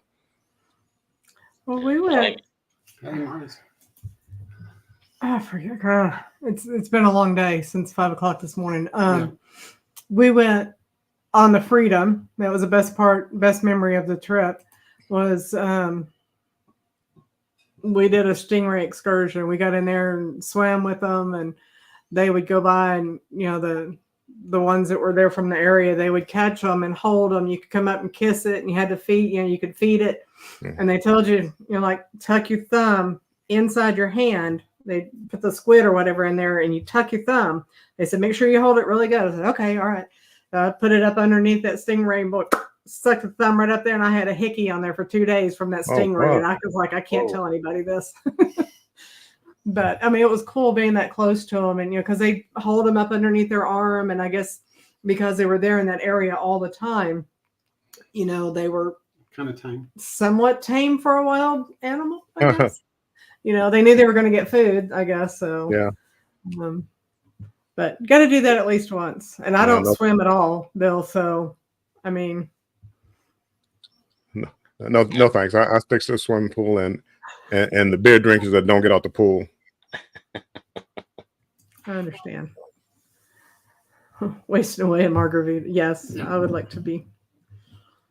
My sister-in-law, they hit every Margaritaville in port that they go to. I don't know if we've been to only one. Yeah. I don't remember where it was. So I like the music, but Yeah, yeah, I don't we know should where go it to was. that one in Cozumel. It's right there on the Royal Caribbean Pier. I always hit that up on the way back. I just watch. The last cruise, we just parked there for the first. I'm sorry, I just docked there for the first time. I never docked at that pier before. I've always stopped at the other one by Three Amigos. Right. This is like, was a nice little port over here. I'm like, oh, I could deal with this. And Margaritaville, but the ship was a Margaritaville ship, so that makes sense. Right. Oh, that's cool. Yeah, that fits. Double Yeah, I dipping. was watching some of the videos on that. It was we've not been on that one. We're fixing for the first time. We're going to get off Carnival and go on a different one. So You'd be surprised. I probably my favorite ship is the Meraviglia from MSC, and then you're talking as far as I like MSC ships, the newer ones. But then I did the Allure of the Seas on Royal Caribbean, and I mean, and that ship is 20 years old, 20 years plus, and I think it outdoes any Carnival ship that's out there. Wow. You know, and I'm a Carnival person. Most of my cruises have always been on Carnival, but as far as for things to do, you want things to do, go on a Royal ship, an Oasis class Royal ship. You're gonna pay for it, but there's I mean, the Aqua Show is Yeah. there's nothing comparable to it on the sea. Yeah, I did Harmony of the Seas, and I was lucky. I got to use a casino deal on that one. So Yeah.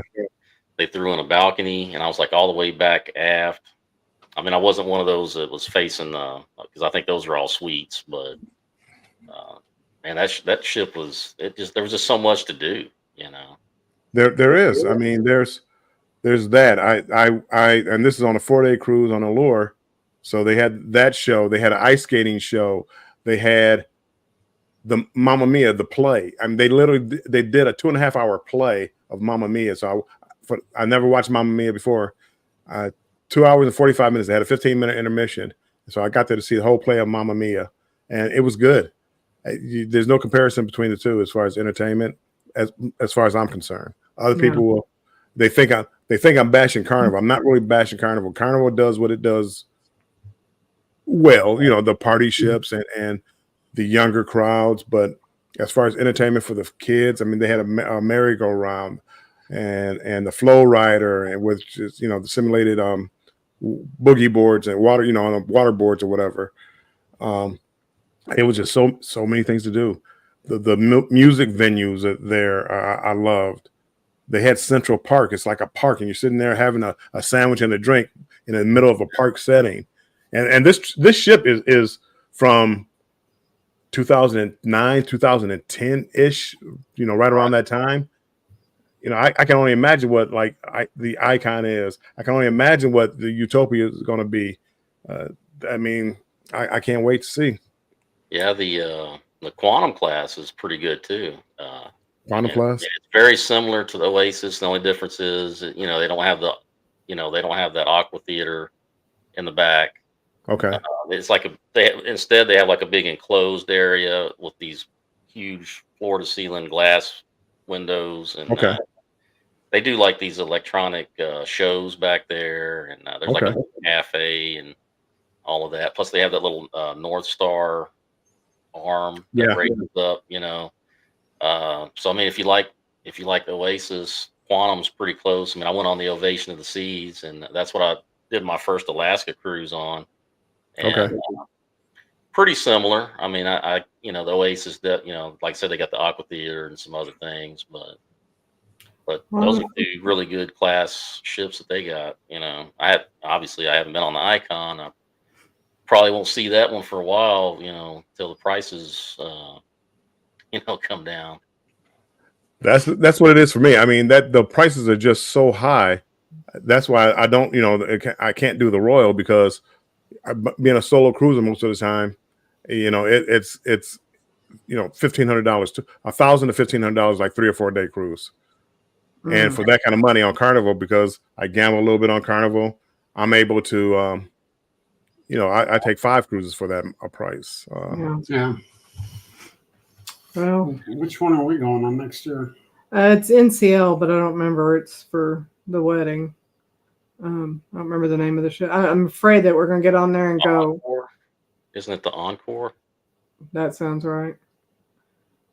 I'm afraid we're going to get on there and go, oh, and then want to go back.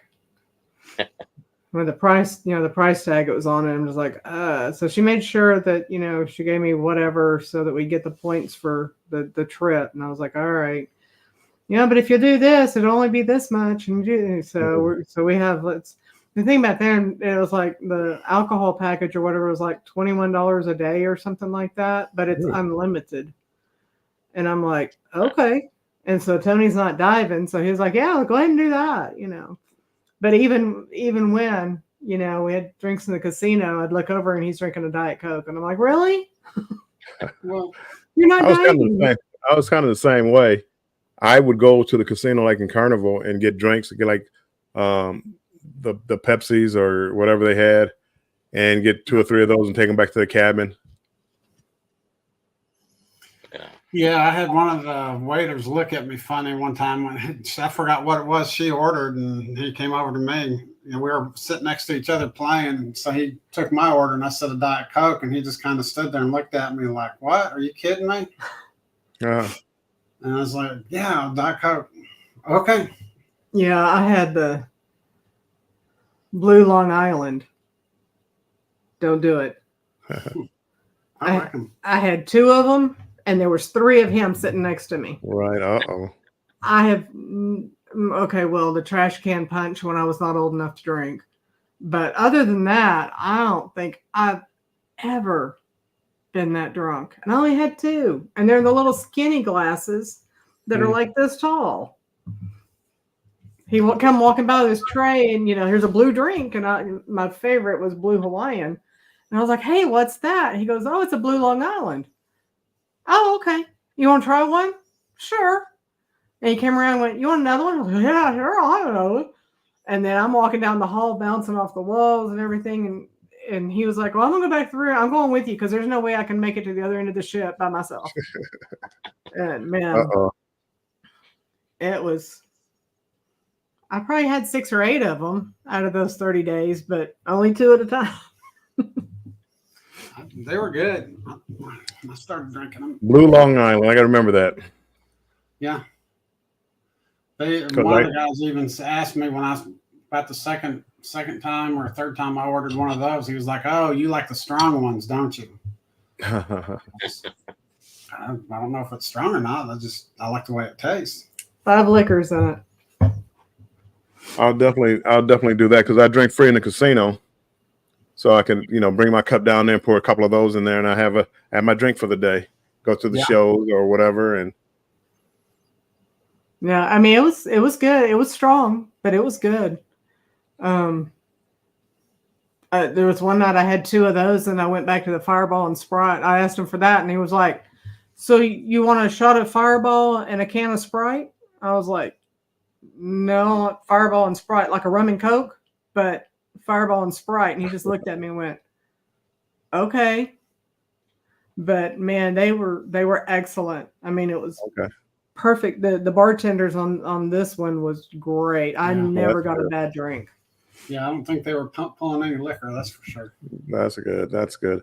That's why I don't think I would like those robotic bartenders on like some royal ships. It's like, well, there's no long pours here. I need the long pours. Unless you're paying for it. You're paying for the show. That's, I did it once on the Ovation. Just to say I did it. And I would do it once just for that reason. I mean, it wasn't a bad drink, but yeah, you're going to get like whatever the prescribed ingredients are. Did either of y'all get the drink with the big bubble on the top of it on the Jubilee? I didn't. I did. Yeah, I believe I did. I got it there on Mardi Gras. It had the fortune teller bar. They had it, and then I got it on this last ship. I think it was called Bubble Up or something. So they all had a version of it. Yeah, was it good? The drink was okay. It's a lot of show. I mean, the bubble really didn't do anything to it, and the smoke or whatever inside it wasn't. It didn't make your drink smoky. There's a couple of drinks that I had where they infused smoke into the drink. Mm-hmm. That was pretty good, but that one it didn't do it. That was mostly just for show. What was he talking? Smoked ice or something like Yeah, that they what- put in bourbon?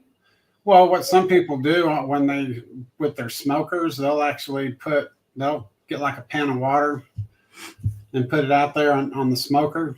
And then when they bring it back in, they just pour the water into ice trays and then freeze it. And that way you've got smoked ice cubes. Okay. And then you can put them in your drinks and it kind of gives that smoky flavor to it. Makes sense. I don't drink bourbon, so I don't know if that would be. Well, I say that I don't know that I've ever. We've cooked with it, haven't we? Yeah. But, Jacked up meatloaf. was that bourbon? Well, one time we didn't have Jack Daniels, yeah. Oh. We didn't plan quite right and we didn't have enough, so had to use bourbon. A cabinet full of stuff we don't drink, so somebody come by here, they think we're alcoholics. But Yeah, I'm surprised the thing hasn't fallen off the wall yet. We got so much liquor in there. oh, but hey, I got my tequila in Cozumel last time. Yep. Hadn't had a chance to open it, but I got it. And I kept that one bottle in the freezer for 3 years. I refused to take the last shot of it because I didn't want to be without it. Yeah, that's the one thing about that tequila is you can drink it and it does not give you a headache or.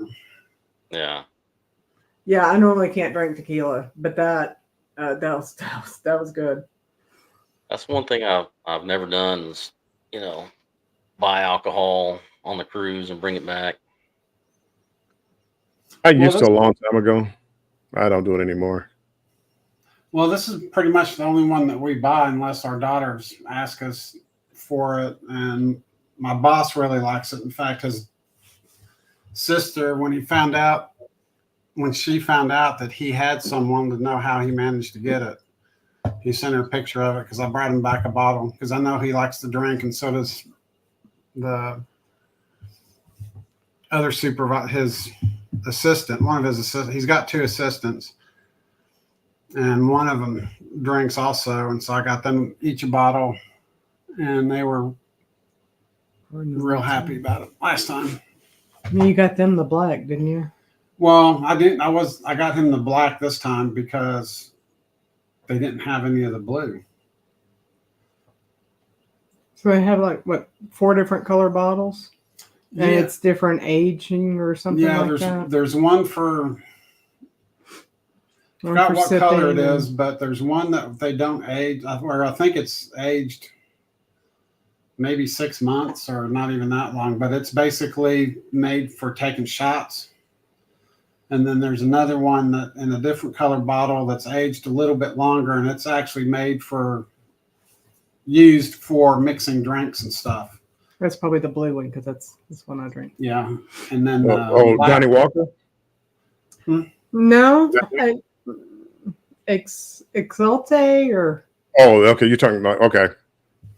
yeah, it's a tequila, and then they've Tequila. got another one that is a black label, and it's aged in oak barrels for 2 years, and it's made for sipping. and you can only get it in Mexico. I've been to 2 or 3 different liquor stores. I found it online, and they were like, "Oh, buy in store and pick up." I was like, "I'm not driving all the way to Mexico City for this. It's good, but it's not that good." But we have it's called Byron's Liquor or something like that in the city, and it's a huge liquor store. And they were like, "Oh yeah, we can get anything. We can get anything." So I said that, and I'm like, "Yeah, we can't get that." Okay, well, and then we've been to Cozumel several times, and then the last time we went, it's probably in the freezer. The last time we went, I was like, "Hey, they've got it!" So we bought, I don't know, 6 of them. 3? Was it just 3? Yeah, I hadn't even opened mine, so I don't know where they're at. But I don't know what we did with them. Shame. I haven't had a chance to drink. I do the Fireball and the cherries, but that's it. Oh, nice. Oh, okay. Oh, that's mine. That's the blue bottle. No, it's Oh, okay. So when y'all got off the Luminosa, when y'all did y'all's debarkation, did they make you use the app or? Oh man, that was when we got off the Luminosa. That was the easiest thing we'd ever done. Did we have the app on there? I know the app was on with what's her face? Fire. That was on Jubilee.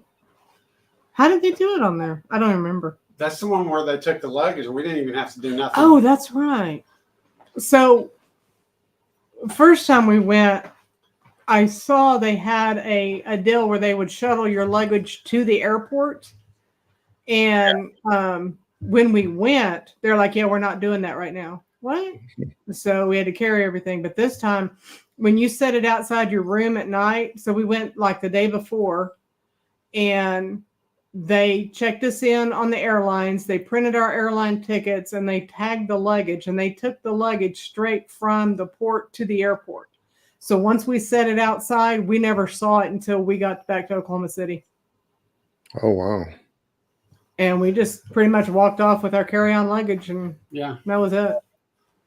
I don't And remember how they did it. They called floors, or because they tried that in Tokyo. They tried it in all the ports in Japan, and everybody, rushed it because their time was more important than anybody else's. So yeah, they called it by floors. They didn't do any kind of an app. Yeah, we which did. that was interesting because they did the app before, and we thought that's what they were going to. Yeah. Yeah, we did it on the Miracle, and that worked out pretty well. I mean, I thought it cut down on the confusion and all of that, the bum rushing, the gangway. Yeah. See, and I thought with 6,000 people, I thought it worked really good on the Jubilee. Yeah. Yeah, I was surprised. I went back to the Heroes Lounge, after I just, grabbed my. Well, actually, I can't remember if I did the. Oh, that's right. I had them carry my luggage down, and so I just got up early, went ate breakfast, went to the Heroes Lounge, and got the little notification saying, "Hey, come on down to the gangway," and it was like real smooth. I walked, wasn't any crowd really. I mean, the only confusion was when you got off the ship and you got down to where the luggage was at. That was a little bit of a free for all down there. I mean, people, it was just like a bunch of ants climbing over each other. I mean, there was some poor lady that worked there. She was trying to hold the crowd back for a minute, and then finally she gave up. Wow. I didn't blame her. I don't know what everybody's rush is to get home. Because when you get home, you have to get back to life and work, and I'm just like, well, we a don't lot of be off the ship until 10. So a lot of people trying to get to work. They ran out of PTO time and they got to be back as soon as possible. They can't afford to miss a day. Pushing it. It's just like some people, come down this day of. They worked until the the night before the cruise, and that morning they have to get up, catch the first thing smoking to get to wherever they're going. It's like I'd never do that. I didn't have a choice. I couldn't get off work. Yeah. Hey, welcome in. Together we travel. Will, welcome in. We've done that a few times with going to Galveston. Of course, it's only an hour and a half drive, but God, it's almost an hour to get from, Houston Hobby Airport to Galveston. So it's almost not worth it. It's not convenient. Yeah. But it's closer than the other airport, isn't it? Oh yeah, it's In way. the bush. I've never gone into that one. So. Well, the one thing that I did notice on the Luminosa this last time was that if they called the floor for something, they were checking, and if you belonged to that floor, they sent you back. Good. What do they do for like? Well, that's probably a Journeys cruise, so he probably didn't do it. Like for diamonds and platinums, They had the app. They just had a gathering in the auditorium area. So okay. And you were lucky if you got. Well, did we get 2 drinks, or was I trying to get the second one? And they were like, because there were so many people that, in both of them that And Okay. you're supposed to go to one or the other, but You know how that works. yeah.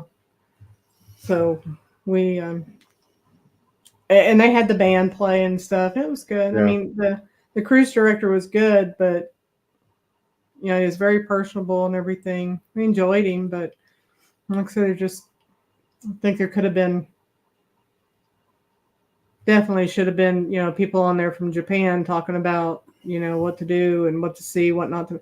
Now there was a lady on there, but she was like, I sat in about 15 minutes out of her hour, and I was just like, Okay. I'm done. I'm out of here.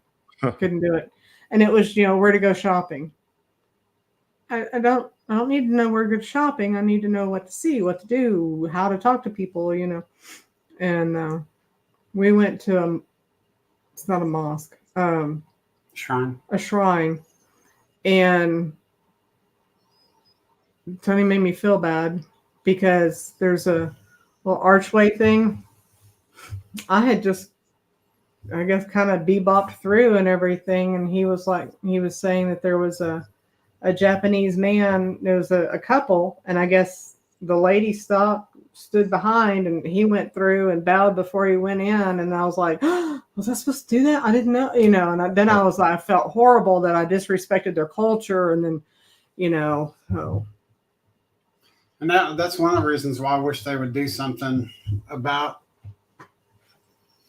you know, having, you know, I understand they can't teach them the whole language in, you know, 5 days, but they can teach you some key phrases like thank you, hey, I don't understand, or something like that. And at the same time, why not go over some of the culture or rituals and stuff like that? Hey, if you see this, don't do that because this actually disrespects their culture. Yeah. And At one of the shrines, they had a thing out front, and it actually showed in both English, was it English and Japanese, how to pray as you went into the shrine. I was like, well, that's really cool. You know, you know, but like I said, it would have been nice to have had that beforehand so you knew what to expect and what to do. And that they could have done better on that. Well, I On a just couple think of too, things. it would kind of help our relations with them when they see the ship coming in. At least we're trying to make an effort. Right. Yeah. You know, it may not be much of an effort, but you know, at the same time, you can't expect everybody to know the language. But you know, simple things like thank you, good morning, good afternoon, hi. You know, just something. Right. Yeah, I was trying to talk to somebody. Well, there was a couple of people, and I ended up on the was it Google Translate? Mhm. I would say, and then it would translate it into Japanese, and I'd show them my phone. And you know, I felt bad having to do that, but I mean, at least we were trying to communicate. You know, it just wasn't being hateful and yelling at them to tell me where Mhm. stuff was. It's It better. came in very handy. Yeah. Especially getting that taxi and getting back with that taxi. Yeah. We were able to. That was one of the cool things that they did do in the Japanese ports is that before you left the port, they usually gave you something in Japanese with where you needed to come back. So if you got a taxi driver and you were ready to come back and you got a taxi, you could just show the taxi driver, and it was in their language where you needed to go. One of them, it was a package of tissues. You know, those little pocket-sized tissues Mhm. Yeah. that come in a plastic wrap. It was that with a sticker on it. It worked. We got back. Yeah. I said, do you need this back? He goes, no, it's your gift. Okay, thanks. I didn't open them. I didn't use them. But okay. But, I mean, it was good because he just showed them that. They're like, oh, okay. So I guess it was a new terminal or something. Yeah, and it was. That's why some of them didn't know where it was.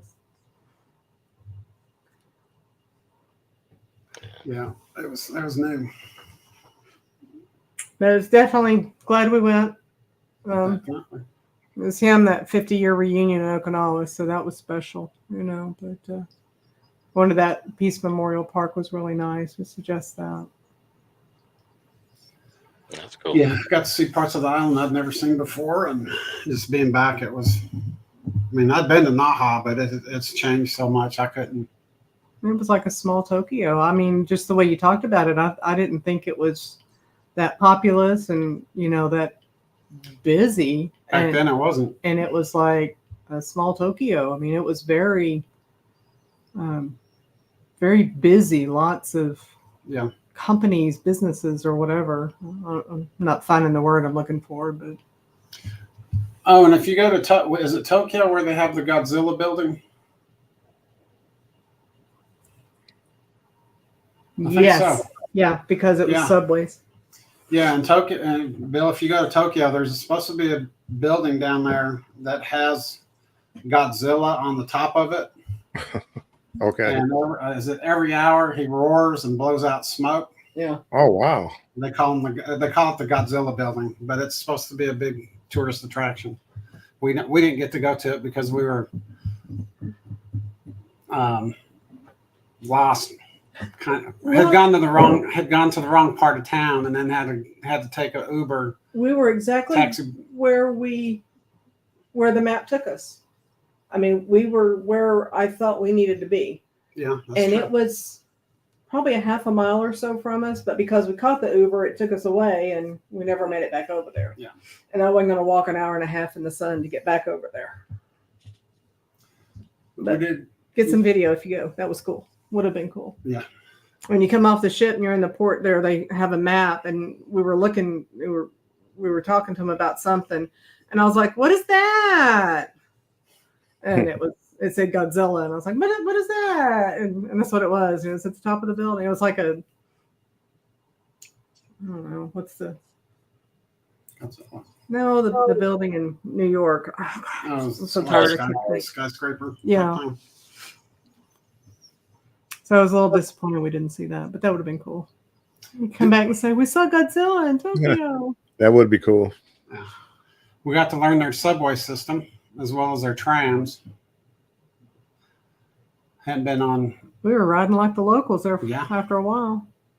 Yeah, learned how to read their maps and know which trains and when we needed to switch over to a different line to go different places. And Translate is your friend. I can imagine.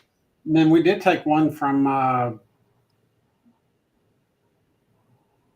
where was it? To Sapporo, that mall where we went to the Disney store. Mm-hmm.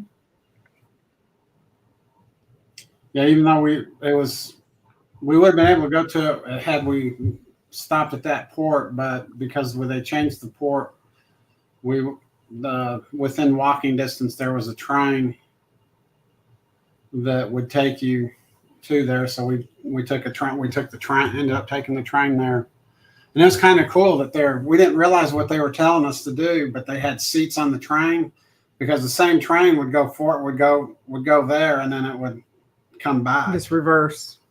Yeah, just put it in reverse. And apparently the seats will reverse, which we didn't know. Yeah. You can take the back of the seat, and depending on which way the train's going, you can flip it where you can move the back of the seat. So as the train's moving, you're being pushed back against the back.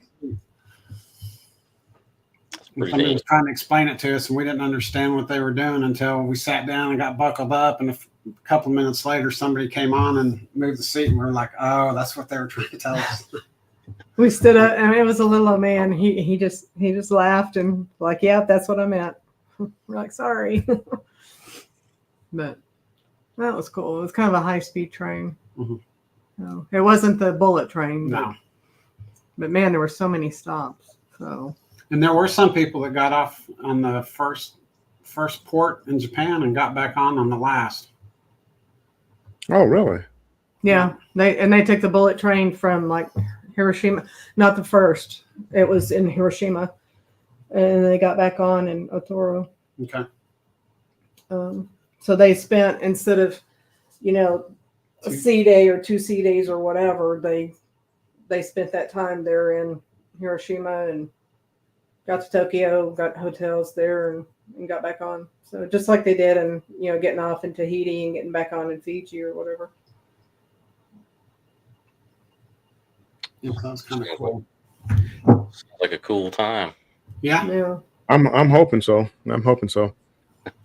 Well, it's getting late here in Michigan, so I am going to get ready to get off of here. All I'll right. keep you guys playing. All right. We will. Thanks for coming Thanks for in. joining us. All right. Take care, Mike. Take care, Lisa. Tony, take care. And I'll talk to you guys later. Everybody in the chat, talk to you later. All right. Have a good one. Bye-bye. See you. Good night. All right. All right. All right. Long time since 5 o'clock. So Yeah. I guess it's what, about 11 here. Yeah. Yeah. And she's been up since 5. So, but- yeah. So we're looking forward to that next cruise, and we haven't been getting any offers. So well, I am, but they're Ocean View. that's okay. Well, yeah, but you don't have any time, so. Well, that's true. And we've booked the one with go to Jen, and we've got this one. So it was like, oh, this is our last cruise. And I booked the one to go with Jen for the wedding. So I was like, all right, well, at least we have something to look forward to. Yeah. It'll be a new ship too, new cruise line and everything for us. Yeah. Yes. It's not bad to, try different things, Which is what we've been wanting to do, but at the same time, it's kind of like kind of what Bill was talking about earlier. If Carnival's giving you a $100 deal here, Yeah. and even though we're wanting to try a different cruise line, we've got a $100 deal here or a $3,000 deal over here. It's Yeah. kind of- And a lot of it, you're going to the same ports. So, yeah. Well, some of them we got to go, like St. Thomas and Aruba and all that stuff we got to go to. I mean, it's been a nice run. I mean, if we places I never thought I'd go. Yeah. Now we just need to do, is it Greenland? Oh, Have you great. been on the Venezia? No, I haven't. I haven't been on any of those, coaster ships that they, brought over. Well, one of the crew members was wearing a jacket there in Alaska that said Venezia, and Venezia. And so I was asking him. He said he thought that was the prettiest ship that Carnival has. I was like, interesting, because that's the one that has the gondola in the dining room. Oh, yeah. Yeah, so the real Italian flair. So if we do another Carnival, I'd like to do that, but I don't really want to go out of New York to do it. I'm kind of waiting for them to come down and hit the same ports. Yeah, they got that new ship that sails out of Long Beach, the Firenze, or I think is the Mhm. name of it, which I think is, from what everybody's been saying, it's kind of the same as like the Vista class, at least the Okay. layout anyway. Okay. That's cool. Well, I think if I go to Long Beach, I'd do the Panorama. I think that's still kind of my favorite ship. It's mid-size and Yeah, that's a neat little port. That was the first time I sailed out of there when I went on the Miracle with that dome or whatever. Yeah, I was going to ask if that was. I guess from what I heard, that's where they, back in the day, that's where they used to house the Spruce Goose. The big plane that Howard Hughes built, and then I guess when he died, or after he died, they moved the plane up to Oregon, I think is what I heard. And so it's like when you go in there, they got all this stuff about the Spruce Goose in there. It's kind of neat. yeah. It's a pretty area. You can get cell service with crap in there, but it was a pretty port. Yeah, Yeah. scenic. Yeah, that's for sure. I wouldn't mind going on that one again. We've been on that one twice, haven't we? Panorama, yeah. Yeah, we went on that for the 50th. Yeah, that was a letdown. Yeah. That's We what a met lot up of with the people said. Miracle. Huh? That's what I heard from a lot of people was, the whole 50th anniversary thing. Yeah, I paid extra money because it was supposed to be all the, retro back to the beginning of time and the things they used to do, and they didn't do any of it. They didn't have the midnight buffet. They didn't have the ice sculpting. They didn't have, they were supposed to do like the chocolate bar and stuff. Yeah. Well, yeah, it was supposed to be different than the one they just do with the Swan ice cream scoop thingy. But it's supposed to have been, big fancy that, and then the ship ship meetup. Oh yeah. Yeah, we met up with a Miracle, and it was like honk, honk, honk, honk, honk, honk, honk, honk. Like, is this it? Really? And it was supposed to have been, it started out, it's supposed to have been like 5 ships meet up. And then Right. it was 4. And then we didn't have any. And they was like, oh, we're bringing in the Miracle. So it was just like I said, it's honk, honk, honk, honk. Okay. We had some good music, but, I thought the ships were supposed to be close together and you could, like communicate, maybe, whatever, wave at people on the other ship. And it was not at all. Yeah. And Yeah. so disappointing. And my brother was always, oh, you get this, and da, da, da. Well, our first one was in 2015. I was like, well, they didn't have this. They didn't have that, Oh, well, and then next thing you know, next one we go to, well, then they didn't have something else that they had the first time. And it was just like, wow. And now it's like, oh, that's what I'm saying. I'm kind of leery of going on a different one and go, oh, so this is all the nice stuff you talked about, Right. And I get we're not paying much on Carnival. We're getting good deals, so I can't fuss too much. But, I mean, the whole thing about the 50th was to see how it was 50 years ago, and it wasn't. Well, we did I take it back. We got the Baked Alaska, and that was the first time we had that out of any of the cruises. I was like, yeah. That was good. But that was really the only difference.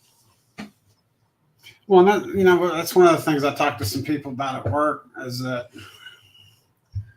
I try to tell them that, some people will complain that Carnival nickels and dimes you to death on everything, but at the same time, their cruises are cheaper. They don't include a lot of stuff in the price.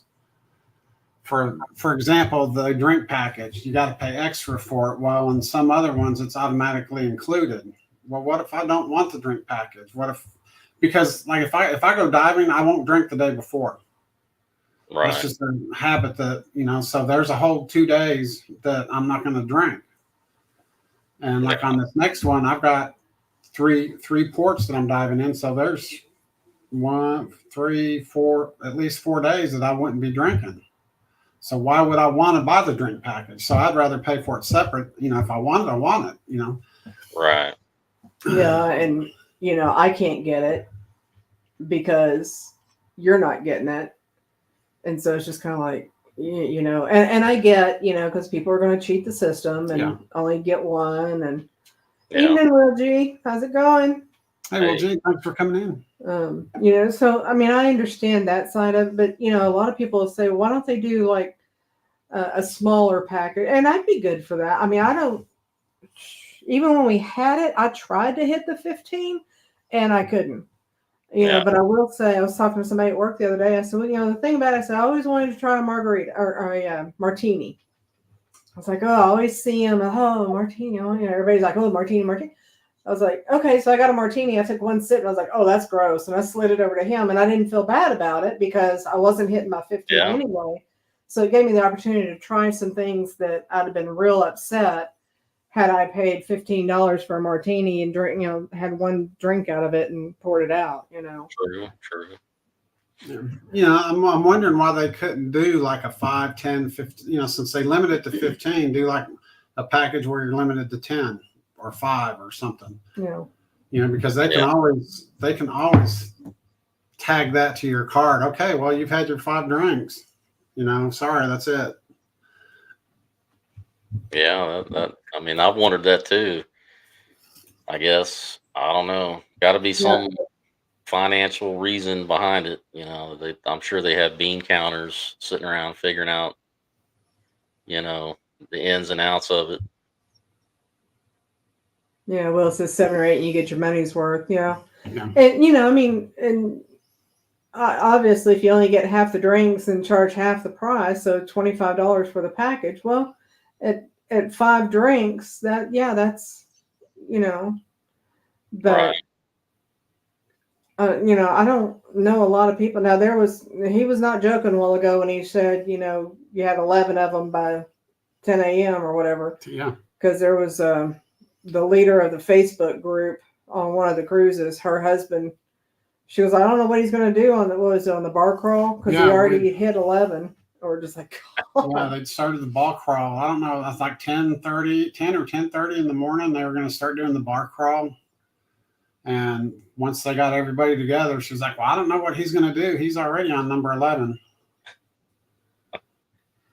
and I'm just like, wow. Even trying, I don't think I hit 11. Yeah. I think I hit 8 in a day's time. And they were, I will say, they were kind of watered down too. Could you imagine if I was doing the Blue Long Islands? Of course, one of those you get 5 drinks in one, right? I mean, God. Right. Oh, that was. Yeah, there was one time when there was only one cruise, I think, where, well, I went over my 15 on that one, and I paid the price for it. I think I slept I was in my cabin all day the next day. Oh. I couldn't even think about going to the MDR or the buffet or anything. Yeah. See, even after those two being so dry, I got up and went and got coffee, the spiked coffee the next morning. What was it, the Mexican I get with the Tito's in it or whatever? And I'm sitting there like, oh, I'm drinking it. Going, why am I drinking this?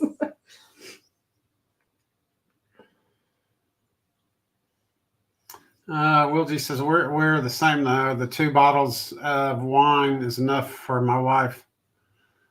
So we don't get the drink package either.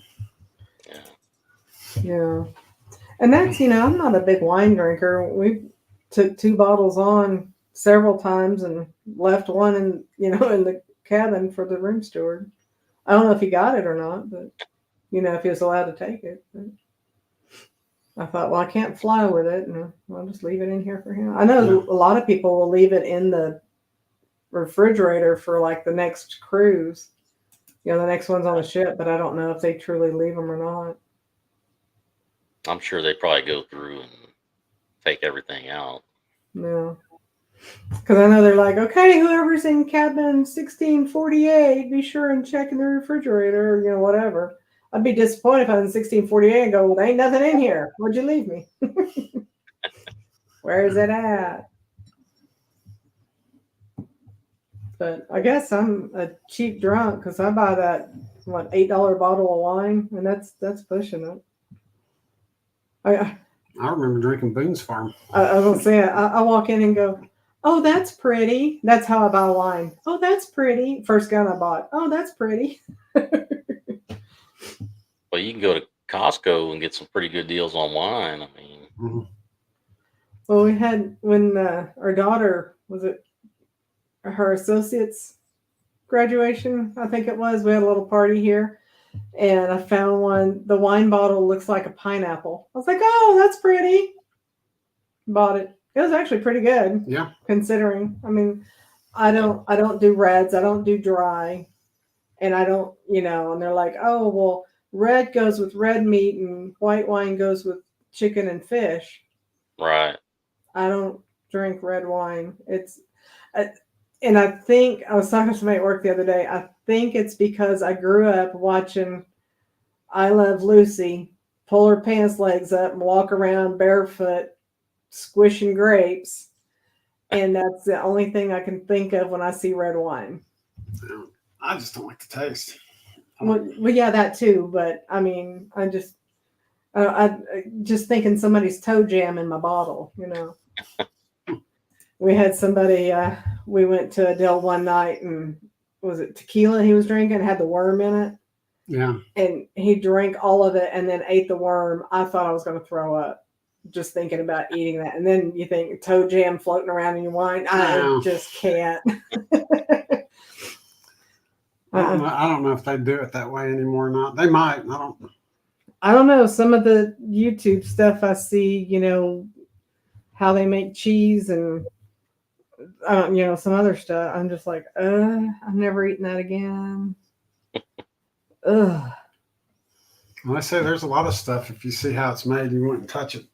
Yeah, that's probably why I don't drink Pepsi either. Because he was up in Oregon and wasn't it Pepsi that they canned a rat in a Pepsi can? Yeah, I just don't know how true that is, though.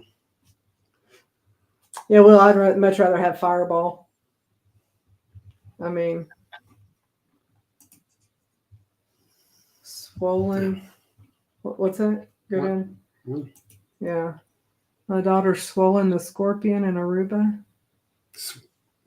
Oh, swallowed the scorpion. Ah, see, I've seen those candies with them in it, and I'm like, ain't no way. No.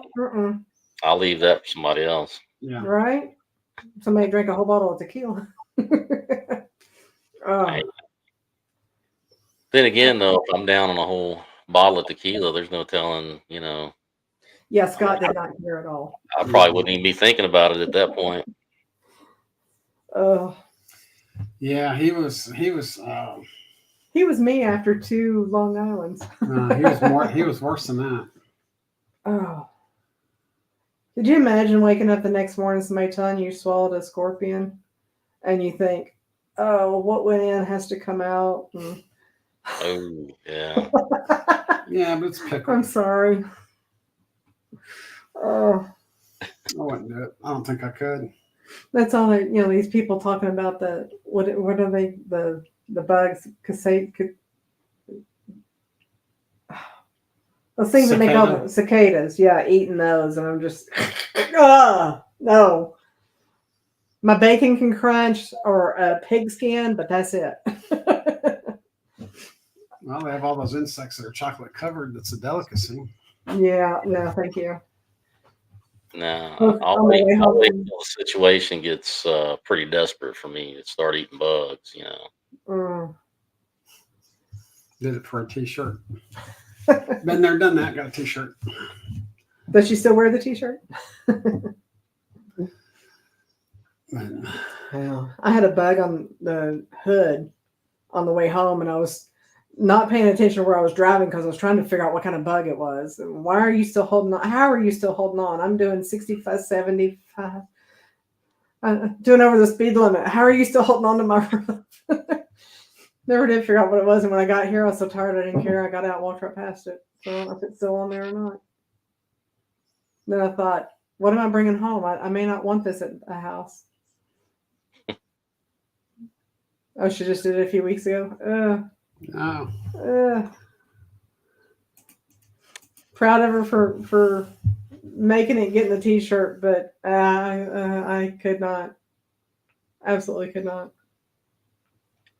Yeah. No, I don't think I could either. Found a black widow in the garage. Oh no. One morning I come out and it was right there by the door too. We opened the door to go in. Like, man, So I had to immediately stomp that thing into oblivion. Yeah. Another thing, because we have wolf spiders here, and they're like, oh, they're good. They eat other bugs. Nope. You know what? Eat the bugs outside. Stay outside of my house.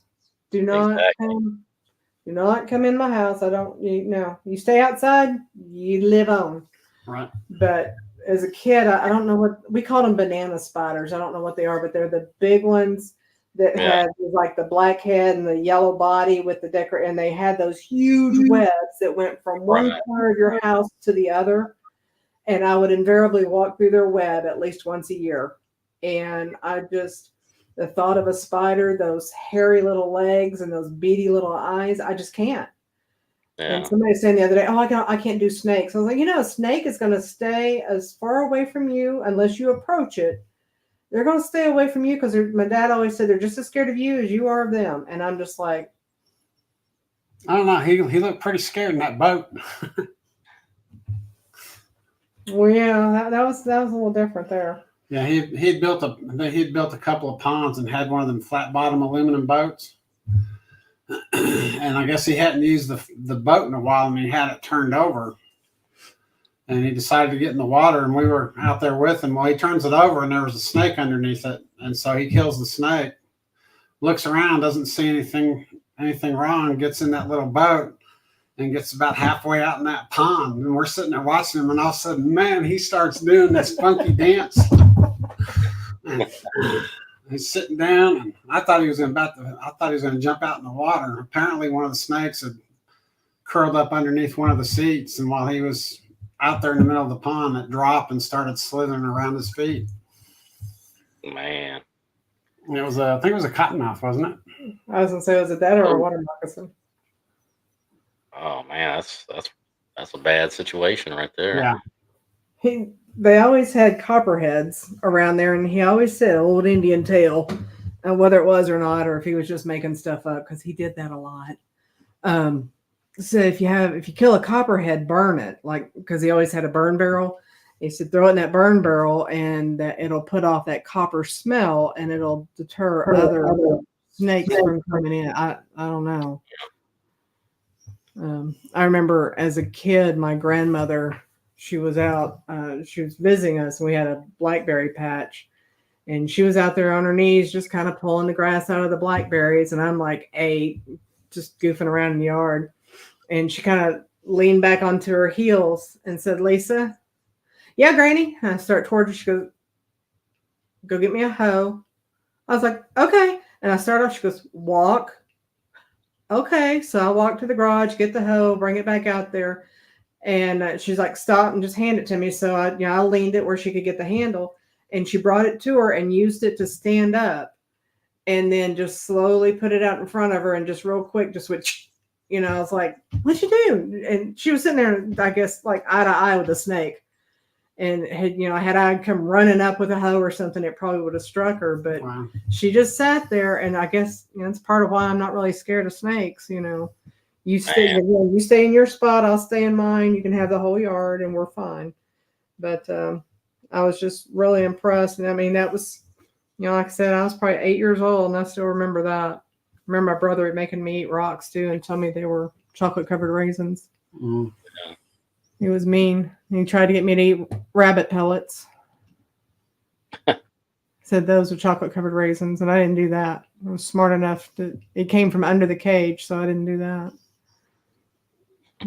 They were so mean to me. Yeah, older brothers can be. That's terrible.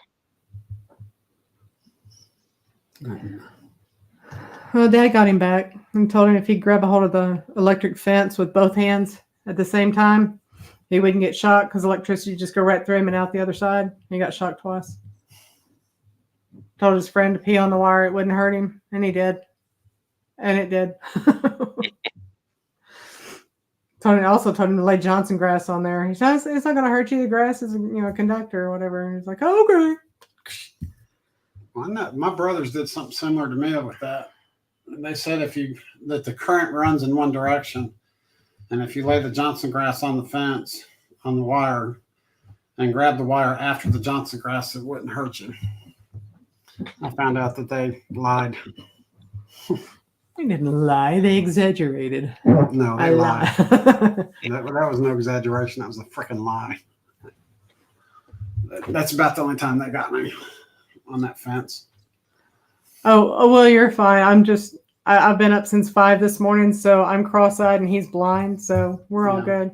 Yeah, my nephew, Jennifer's brother, he loves scorpions, and I'm just like, nope. And down there where she's at, I guess they get some in the house every once in a while. So you watch that baby and don't let her slide her foot into a shoe without shaking it out. Yeah. I have all kinds of critters and stuff down there that we don't have to deal with so much up here.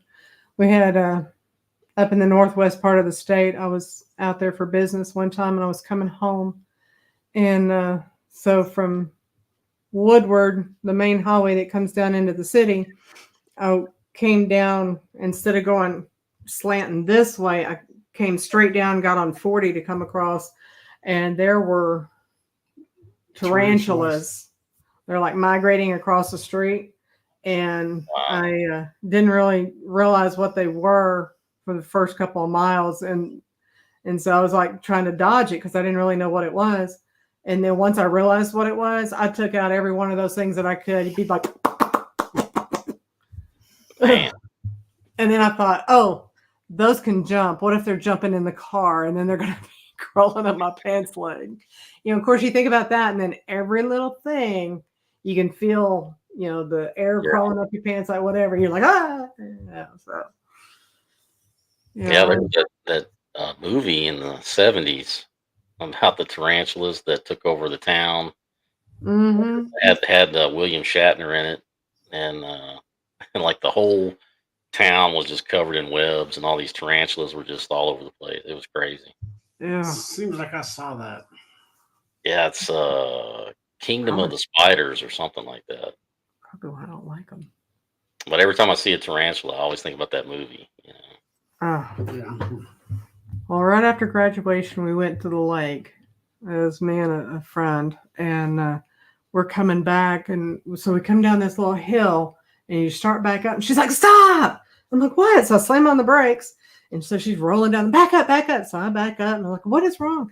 And she's looking out, and I go, "What are you looking at?" She goes, "Oh, there's a tarantula out here." Vroom. And then she's like, "Did you know they could jump like 6 feet?" I was like, "Don't you ever.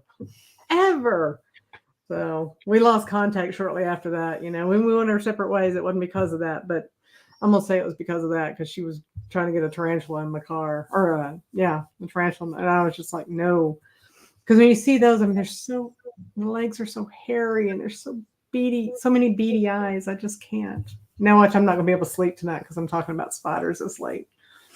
But Well, the scariest thing that I saw was that on the National Geographic Channel, they had these cobras, and they could like raise up to like, you know, the height of a man, mhm. and then they can spit the venom into your eyes and blind you. And Uh-huh. I saw that, and I was like, man, why? Why did God need to create that? Oh, Right. Like, man, well, then you see those. Is it a spider that's like ginormous in Australia? People were talking about it this year, and they were like, "No, that's only if you go to Tasmania." And we're like, "What?" People were going to Tasmania for the beach, you know, but they're supposed to be, and it's supposedly it's fake. You know, they showed some guys that were in uniform that were in the like deserty area, and they had one. They were holding it. It was like a lobster. It was huge, and I'm like, "Nope." Mm-mm. So the first time we went last year to Australia, I'm looking all around the hotel, like, no. I don't want to run into anything like that. But I mean, I can do snakes. I'm okay with that. We had one out here in the garage. I'm like, "Oh, there's a snake in the garage." He's like, "What?" Yeah, there's a snake. And I picked one of them up, or I didn't pick him up, but I got some tongs and grabbed it, and it was coiling around my arm, and I just took it out and dumped it outside, dumped it in the trash can. I think I did. I was okay with that, but you know, spider, big man's got to come take care of the spider. I don't care how small it is. I'll throw a shoe across the house. And there's some of them, those bigger ones, I'm like, okay, let's just burn it down. No. Well, supposedly those wolf spiders will take care of the brown recluse. Well, they need to get out there in the shed then, because we got some in the dresser or the sewing machine. Mm-hmm. Yeah, that's a nasty spider. Yeah. yeah, When it just rots everything out where it bites you. Yeah. Had that girl that was one of the people that worked for me. She was out for like 6 months because they had to amputate one of her toes and stuff because she got bit. wow. And they ended up, I mean, she showed us a picture of one of the times they cleaned it out, and you could actually see down to the bone. It had rotted out her foot so bad. And they were trying to get it to go back to, trying to get it to heal, and she ended up having to lose one of her toes. Man, that's horrible. Yeah, I couldn't imagine. Hate to imagine. Anyway. Yeah. So you got any cruise? I think I asked you this before. You got any cruise coming up soon? September. Well, my next trip is in August. That's the Thailand trip. Oh, okay. And That's right. then after that, September, got Utopia of the Seas. And then October is The Dream. And December, Jewel of the Seas. So, Oh, nice. and then after that, I've got one in December of 2025 on the celebration thing. Okay. Yeah, and then I got my daughters getting married in April. So, Is it gonna be in Houston or uh, do it on the cruise ship? no, they originally they wanted to do it down in Cozumel, Hmm. but that didn't really work out, and so now they found a place up. I think it's around Tyler, close to Tyler, and so it's like a one of those barn wedding type deals. Oh, okay. So, Hey Z, welcome in. hey Z, Cool. I'm gonna ask if it was gonna in Tyler. It's gonna be in the Rose Garden.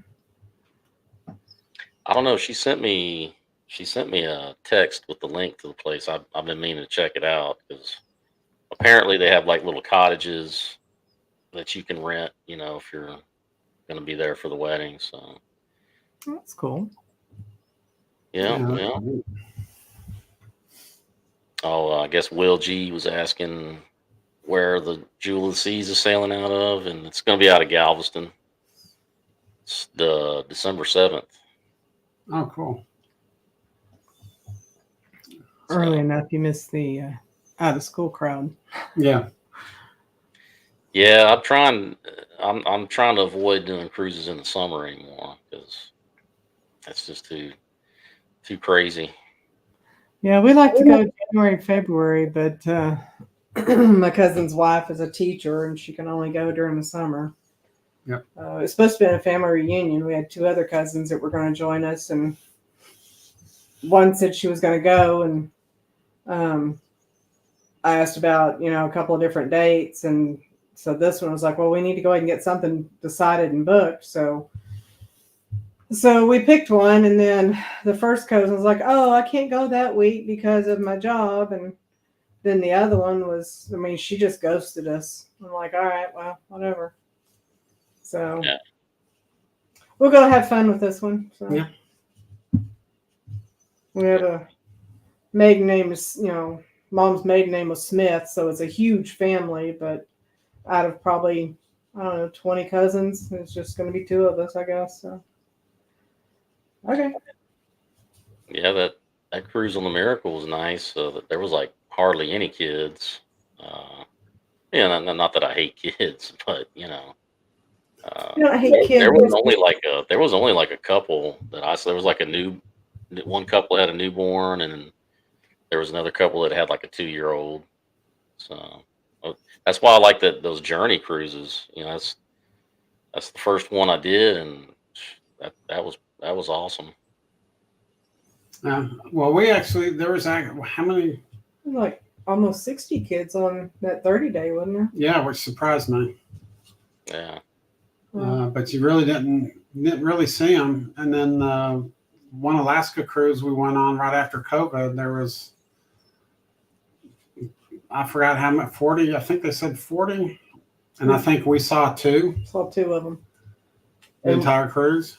One of them was in there when they were talking about all the stuff. And so she got the little Build-A-Bear that they were talking about, if they called her up and gave her that. But that was on the Miracle. We never saw them at all. And then you have the ones that, take the ice cream and spread it all over the walls of the elevator and tear the carpet off of the foosball table and all that. That's what the destructive ones is the ones I have a problem with. And this last time I was just like, there was some, and I finally I got onto them. I thought it ain't my place, but we're not gonna have that because was it on the Jubilee? I can't remember now. There was a group of about 6 kids that were just really just not right. And there was 4 of them were sitting. We went to Guy's Burger or whatever it was. And we were just sitting out there talking. And hey, Clark, how's it going? Welcome in. Hey. Long time no see. You know, they sit down and one of them takes the cap off. You know, they're at the table next to us and takes the cap off the salt shaker and you know, just doing stupid stuff. And one of the girls, she said something, and I was like, "Yeah, I know who you are." "Oh, you do?" I said, "Yeah, I've seen you around." And then, you know, they were just talking about different things, and I said, "Well, you know, think about it. How would you feel if you were the one to get that salt shaker, you know, after?" They're like, "Oh, well, I'd just throw it away and go get some more." I said, "And that's being wasteful, you know, and there's no reason for that." I Right. said, "You're old enough to know better. Your parents would probably be ashamed, you know." And I was just like, whatever. And went back to, I said, "It's not my business, though. You're not my kid. My kid, you wouldn't be doing that." And then it was, I said, it's just destructive. And you can have fun. And I'm all about them having fun without tearing stuff up. And, you know, and when they do, they just need to put them off the ship. Them and their families are sorry. We're doing stuff that makes it harder on the crew. Yeah. Yeah. Yeah, because that one, I mean, they'd sit there and they'd throw food on the floor, and this little girl would come along and she'd clean it up and everything. She wouldn't much more get back over to the wall, and they'd throw something else, and they'd sit there and just laugh at her because she was, you know, they were making her clean up after them, and I was just, Yeah, that's too much. and, you know, it's just that's. I enjoy seeing kids have a good time. Yeah. I hate seeing them create extra work, you know. And these people, they come from nothing, and they're just trying to make a living for their family, and you know, then the kids doing that. It's sad, you know. And the parents are off having a good time and have no clue, you know. Be at dinner at 7. Right. Yeah. Well, they destroyed. I forgot which ship it was on, but they basically screwed up one elevator so bad they had to shut it down for cleaning. Yeah, it was down for a I while. want to say it was on the Thanksgiving cruise that we went on, because they were. I mean, Yeah, the kids were that's what it was. horrible. I do not disagree, Z. Let's see. Z. Yeah, that's the way we were raised. It's probably what would have happened to me, you know, if I would have done something. Oh, I know. It would have. I wouldn't have even thought about it because I would have known that that's Yeah. what was coming. So it would never even enter into my mind to do stuff like that. So Yeah, we knew better to do stuff like that because we knew what was coming. Yeah, it was your mom you had to worry about. It was my dad.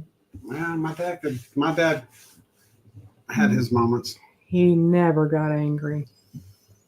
Well, when he did, I'll have to say one thing. When my dad gave us a spanking, it was usually Very well deserved.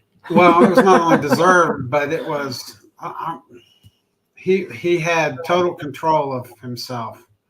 Whereas my mom, she would get so mad that her face would turn red, and then she would just, you know, I wouldn't say she was she would spank us, but it was, I don't know how to really put it. It was Uncontrollable. Yeah. Uncontrolled. Yeah, there was a few times that I ended up with welts, but Say my mom would grab whatever was handy. Fly swatter, racetrack.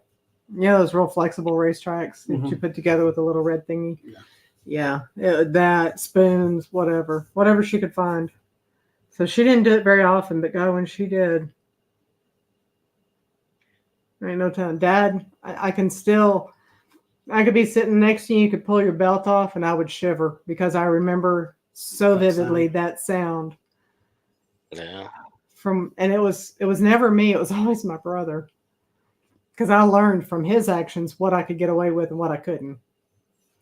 He didn't learn. He just kept pushing. Well, see, yeah, mom, she just knew that, you know, I'm gonna tell your dad, you know, and that was the threat of that, you know, was enough. Yeah. Because then you'd sit there waiting for him to get home from work, you know, and just dreading it. See, I never, I never did that with the kids. I dealt with it, and I don't know. I think some of our girls' boyfriends, they were scared of Tony because of his size. You know, I mean, he's 6'3", broad shoulder, big bone guy. You're right. I'm the one that would fly off the handle super quick. I'd be the one sitting on the porch in a rocking chair with a shotgun. You're 3 minutes late. I told you to be home at 10, not 10:03. You know. So, I think the youngest one, the husband was scared of him until he saw me lose it, and then he was just like, he's not scared of Tony anymore. He's more worried about me. You don't say, Will. I mean, fine example right there. No. There's some truth to that. Yeah. Yes, where? Where's it at? On the counter. Z Oh, that's with the right. Fireball. Yeah. That's some good stuff. Mix it with Sprite. It's good. Yeah. Get They've you some got that, maraschino cherries and- Huh? They've got that Jack Daniels version of it that I've I been haven't seeing. tried that.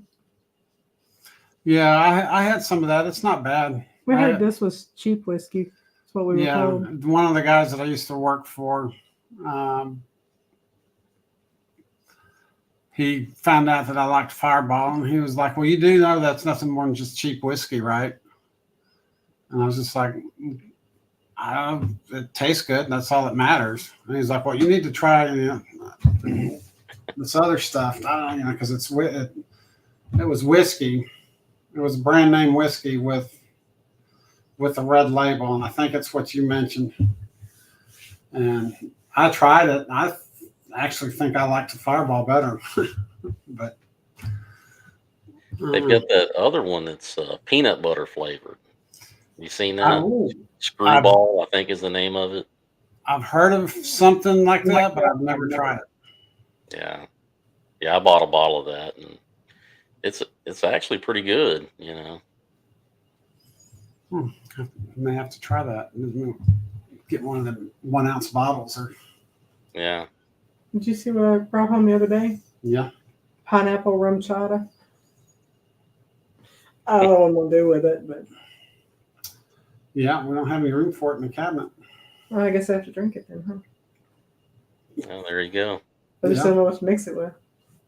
I was like, "Oh, this looks good. Let me try that." Well, actually, I thought you bought it to pour into the pineapple slices. I mean, we could maybe.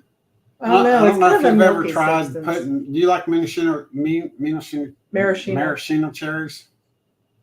I mean, they're okay. I'll eat them, you know. Well, we buy this big container from Sam's, and we'll pour out a lot of the juice, and then we'll replace it with Fireball, and then just let them sit in the refrigerator.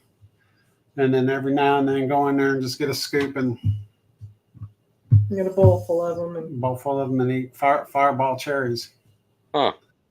And so I thought she had bought the pineapple rum chata to pour in, because we'll also buy the jars of pineapple spears. pineapple spears from Sam's. So I thought she was going to try that. I thought we were going to pour that in with the pineapple spears. Well, it's kind of a cream stuff though, isn't it? Kind of like you'd use in coffee. So I don't know if how that would work. Oh, kind of like Bailey's. Yeah, kind of like that. Oh, well. And I have some of that too. I haven't had that since I've been working so much. But was it the chocolate Baileys? Mix it in with your coffee. Hey, I can have some of that tonight, since I'm not working tomorrow. Yeah. I do like the Baileys in the coffee. My daughter and I used to go play pool. On Mondays, I think it was. She'd want me to take her to go play pool. And the entire time I was there, I'd order coffee with Baileys in it. I must have been working. I don't remember this. Yeah. Working, sleeping. That's some good I stuff. got to work in the yard tomorrow, cut the grass and pull some weeds and all that good stuff. Stay out of trouble with the HOA. Oh, yeah. Yeah, they can be a pain in the butt. Fortunately, ours doesn't get onto us until the yard gets real out of hand. We've got a lawn service that comes in every other week. Yeah. Sometimes that's too often because sometimes our grass just doesn't grow, and it might be a month before we have to mow it. Yeah, it's that what clay, red clay, whatever. Yeah, and I mean, if it's not raining, it's not going to grow. So I mean, there's no sense in them having. You know, I've got to call and tell them, don't come out this week. It doesn't need cutting. Yeah. And I think the longest they've gone is like 3 weeks without having to cut it because it's just not growing. I mean, so it's mainly come in to cut we're on 1.5 acres, so they basically come in and cut the weeds. Keep the stickers down. Yeah. God, we don't want those again. Yeah. When I got back from the Miracle, I mean, because it rained a bunch, I guess, while I was gone, and the front yard looked like a jungle. Oh, wow. Yeah, I'm still in the same area. I just moved like maybe 15 or 20 minutes north of where I used to be. So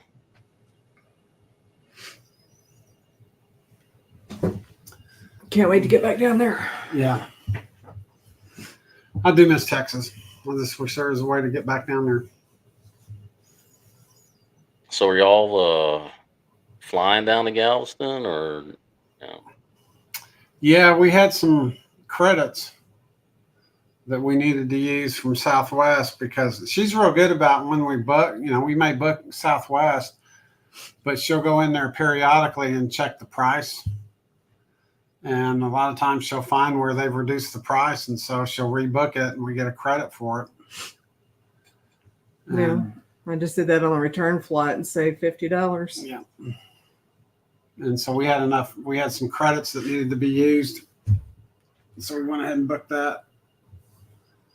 It didn't cost us a whole lot, but now we just got. Now I have 2 more credits for going to Seattle next time. Yep. You can apparently can only use 2 credits.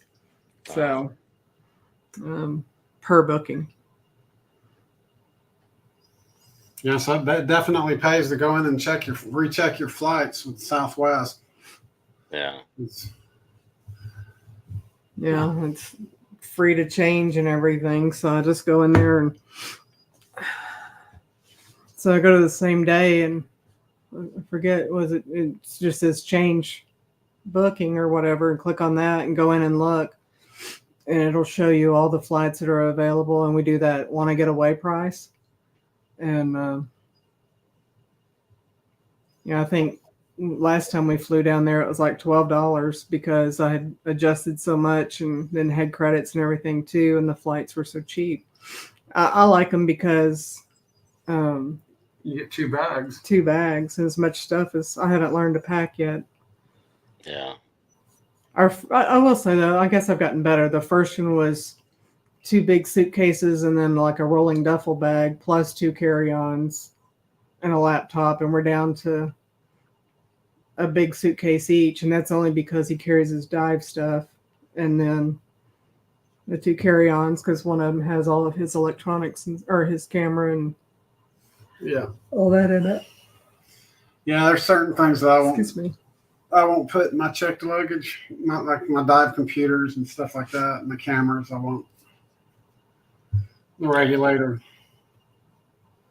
If I can get away with it, I wouldn't put the vest because that stuff's, the computers and stuff are $300-400 a piece. The vest is $500 on up. I just don't like the way they throw things around. Yeah. Thanks. Good find. The secret, though, I guess, is we had maxed out on our luggage, and we both had a rolling cart, and I had a rolling cart and a carry-on. You had 2 rolling carts. yeah, and they were like, "Oh, you can't have more than 1 rolling cart, or whatever." So they took. Well, no, mine was a suitcase. So they took my suitcase and checked it at the gate. Didn't charge me for it.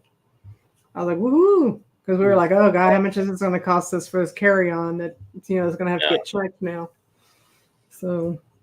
Oh, and that's one of the other things they told us in Seattle when we got off the Luminosa, by doing that port check-in or whatever they call it, where they basically take your luggage from the ship to the airport for you and everything, that there's no weight limit. No overcharge fee. Yeah, no overcharge fee. Huh. Well, So we didn't even bother to check. She usually says, hey, does this feel like it's overweight? And I but since they told us that, she just packed it and didn't even bother we didn't worry about it. And then one of the things that I did to keep, when we got off the ship, there was a lady, we had asked one of the port stewards about the luggage, and they said, yeah, if you'll go down and talk to this lady over here, she has a list of everybody whose luggage got sent out. And so we went and asked her, and she pulled up our name. She said, yeah, you're good to go. We got these many baggage per person. I was like, okay, cool. So we knew they'd been shipped out. But I'd also bought these Apple AirTags. Yeah. That you can put in your luggage, and you can track it with your phone. So if it accidentally gets left at an airport somewhere, you can usually figure out where it's at. And I was able to track our luggage. I was like, yeah, here it's at the airport with us. Yeah. And then when we got on the plane, I was like, yeah, it shows to be, right underneath us. So they all made them. As they were rolling the cart out, you could see them, watch them move. Yeah. I was like, that's kind of cool. Yeah, Jen, I don't remember what it's called. God, they didn't have it the first time we went to Seattle, but they had it this time. I don't remember. We talked about it while you were at the party. It's so you set your bags outside, like you're gonna have them take them down to the terminal, and instead of stopping at the terminal, they take them straight to the airport. So we actually went to guest services, and they checked us in for our flights, gave us our tickets, gave us the luggage tags, and we went back and the luggage tags on the luggage and set them out in the hall, and they took it straight to the airport for us. And there was no charge. No. Wow. So then we could get on the shuttle bus and not have to worry about packing everything underneath and getting it back out and getting it in. It was definitely a good deal. Yeah. Yeah, they charged me $100 because I was overweight coming back from the Alaska cruise. So wow, $30 to check it, and then she weighed it, and she's like, "Well, it's over the limit, so it's another $100." I was like, "Man, Yikes!" How much was it? You couldn't? I had nothing really. I had a small, really tiny backpack and it had stuff in it. So Yeah. Well, I love how they have you take it out of one suitcase and put it in another one, so it's not overweight. Both suitcases are going on the plane.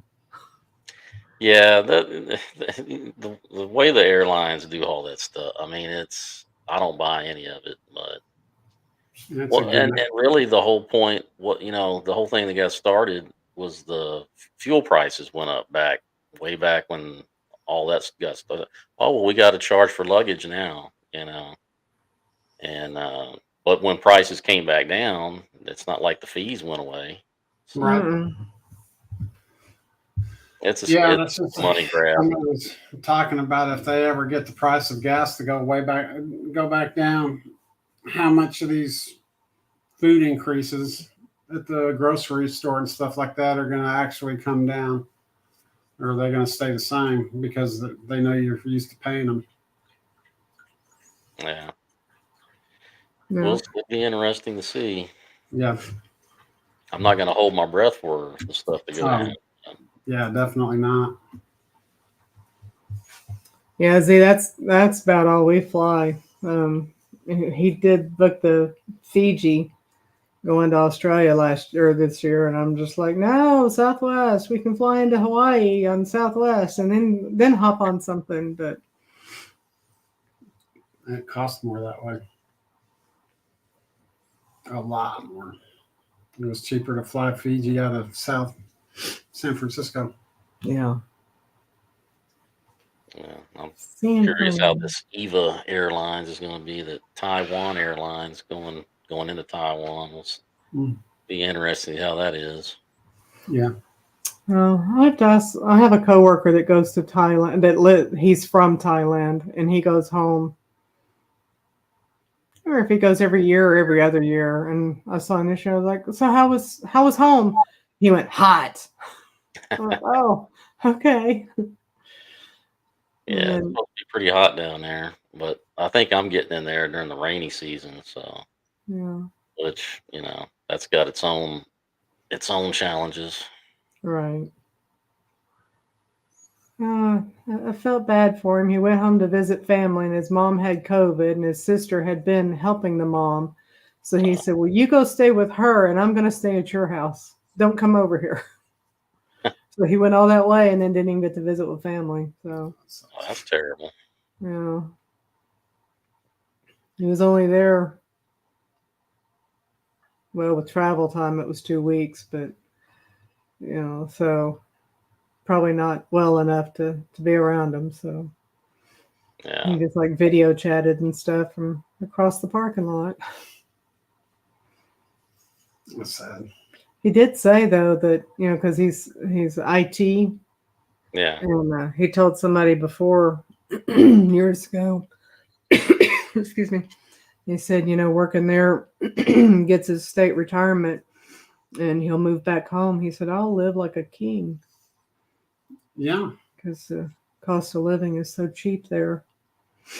yeah, That's one of the things that we noticed about Japan and stuff too, was that I mean it's not a huge difference on the shirts, but like the shirts that we were paying the Harley Davidson shirts that we were paying $50 for here, and in like Alaska and all the other places, I got them in Japan for $35. wow, By the time I paid for them in yen, and we got to figuring out, what when you converted yen over into the USD, it came out to like $35 USD. yeah, And they were saying how much the cost of living was over there, and figured out what my retirement is right now from the BOP, and converted it over into yen. And I was like, dang, man, we could live pretty good over there. But Okinawa, you can't go there and retire. If you live there, if you come there, you have to work. Have to be Yeah. a productive member of society. Mhm. Yeah, and one thing that was interesting is so you went through customs on the ship. You went through customs when we got to. Did we go through it in Guam? Yep. And then when we went to Okinawa, we went through customs. Seems like we did it some other time. And then when we left the last port in Japan, we had to go through customs again. So they knew you were there, and they were keeping track of where kind of where you were, and then made sure you left the country. yeah. And then we had to go through customs again when we got to Alaska because we were entering the U.S. again. Yeah, we had to go through customs when we got to Brisbane. And then when we left Brisbane, when we got to Guam, we had to go through customs. Then Naha. Naha was for Japan, all of Japan. And then the last stop in Japan, we had to do the exit customs. I thought we did somewhere else too. And then we had when we got to Alaska, we had to go through the U.S. customs again. Oh, and a little tip. If you fly into Australia, do not take anything with pork products in it, even if it's factory sealed. Huh. Yeah, they were doing a food exchange on, they do these gift exchanges on the cruises. Right. They were doing a food exchange, bring something from your area, that's unique. So we have a cheese factory. It's about an hour from us. And, but the grocery store here right down the road, they had, Watonga cheese is the name of it. So they had that, and they had some, it was cheddar, but it had like pieces of bacon in it. Yeah. Those were almost $7 a block. And I had, was it 6 people Yeah. that I had to buy for? Wow. They threw it all away. I was like, we're going to get on a ship tomorrow. I swear we're taking out I promise I won't open it. You know, they were like, nope. And how much did you say the fine was had we not claimed it? Yeah, it was a good thing we did claim we claimed the cheese. We didn't really claim the pork. It was asking if you had any dairy products. Yeah. And so we claimed the cheese. She'd asked me, she goes, well, do I need to do this? And I was like, well, I would, just to say, I mean, what's the worst thing I can do is tell you, no, you can't bring it in. That's what they said. And, Yeah.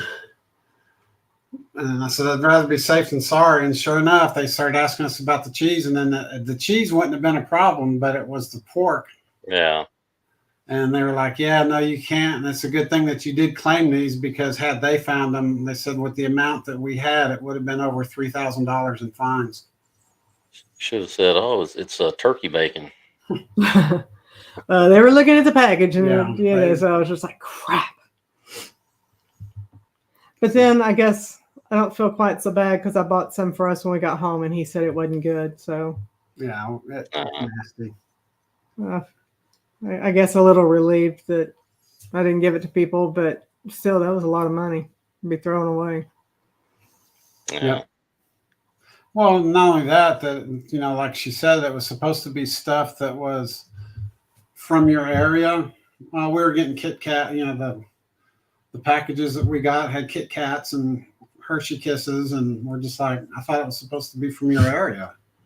For Hershey factories in Pennsylvania, U.S. It's not from your area. Well, they did. Maybe they Yeah, figured maybe they were. the Hershey Kisses were from their area. So They bought it at their local Walmart. So, but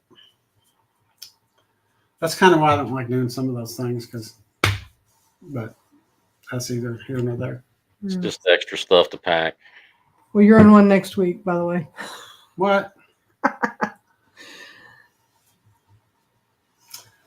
Well, it's about midnight. Yeah. Yeah, I was looking at that, and plus our dog's fixing to get rowdy again.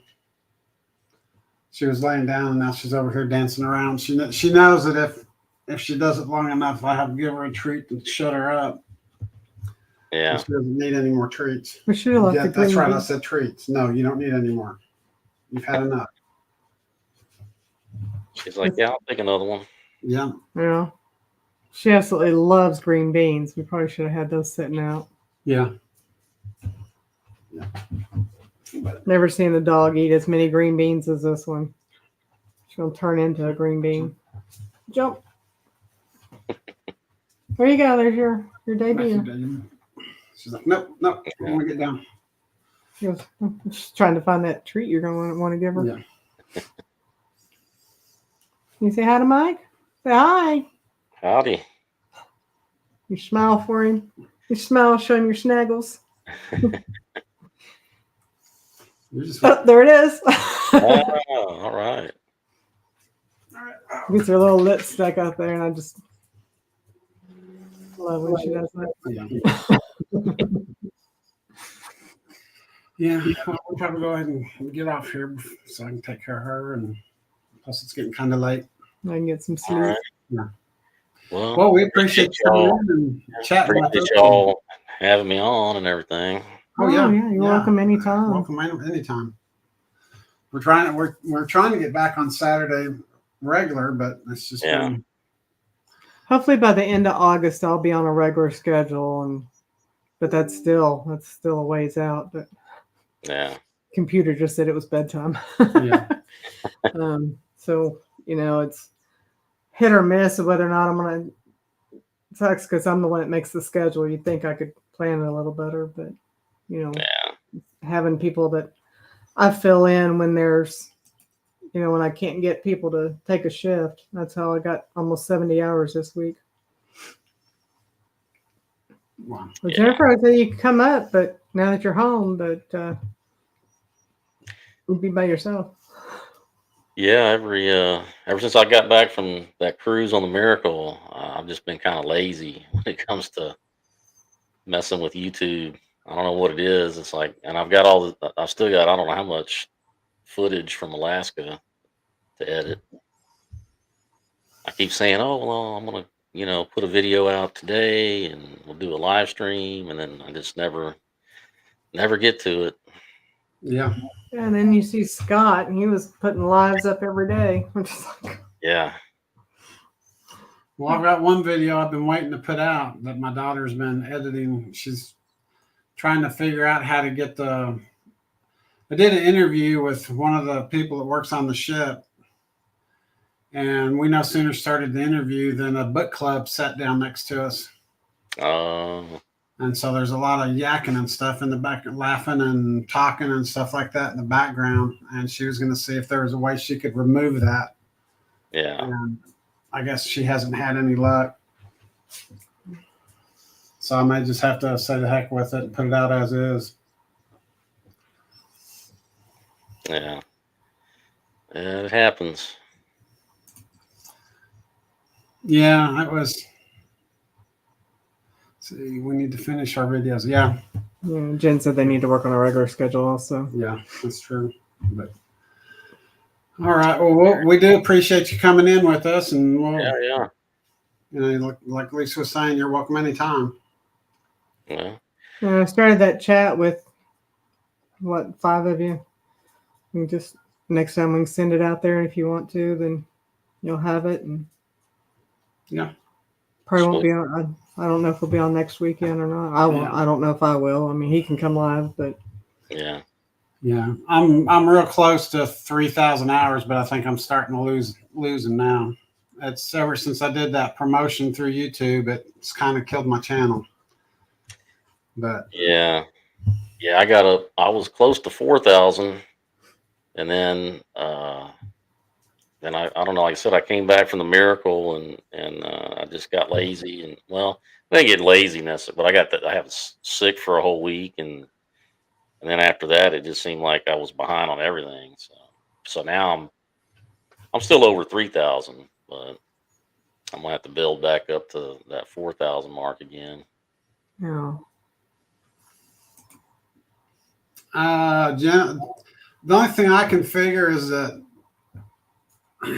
a lot of those through the promotion, all those subscribers that I got are probably fake, and so they're not helping. It's not helping my channel. There's nobody showing up to do anything. They're fake. Yeah. At least I think so. Yeah. I mean, they may have it to where they are, but I mean, and just, I mean, I follow lots of channels and stuff, but I just don't have time to sit and watch them. We Yeah. try to run some, get it started in here and let it play or something, but to actually sit and then talk about what was on your video with you, I can't. Probably couldn't do that. I've done that for some others and ran their deals, and they're like, oh, I ran your stuff, and then they start talking about what was on the video, and I was like, yeah, about that. Yeah. It ran while I was asleep. Sorry. Yeah, well, that's why I created a playlist and stuff. That way I can go into work and get on the computer and have it running in the background. But I know I can only run it so many times before it doesn't count. Right. Yeah, she said we didn't get the updates, and even when I searched for you a while ago, it didn't. Usually, it pops up within 2 or 3 names, and it didn't. So, but you haven't really been putting stuff out either since the fish video. Right. Well, that's because my editor keeps telling me. But anyway. She said not going live hurts your algorithm. Well, y'all just need to go live next week, whether I can do it or not. So Tony doesn't talk well to himself. Nope. And we know some people can carry on conversation with a wall. So I'm not naming any names or anything, but.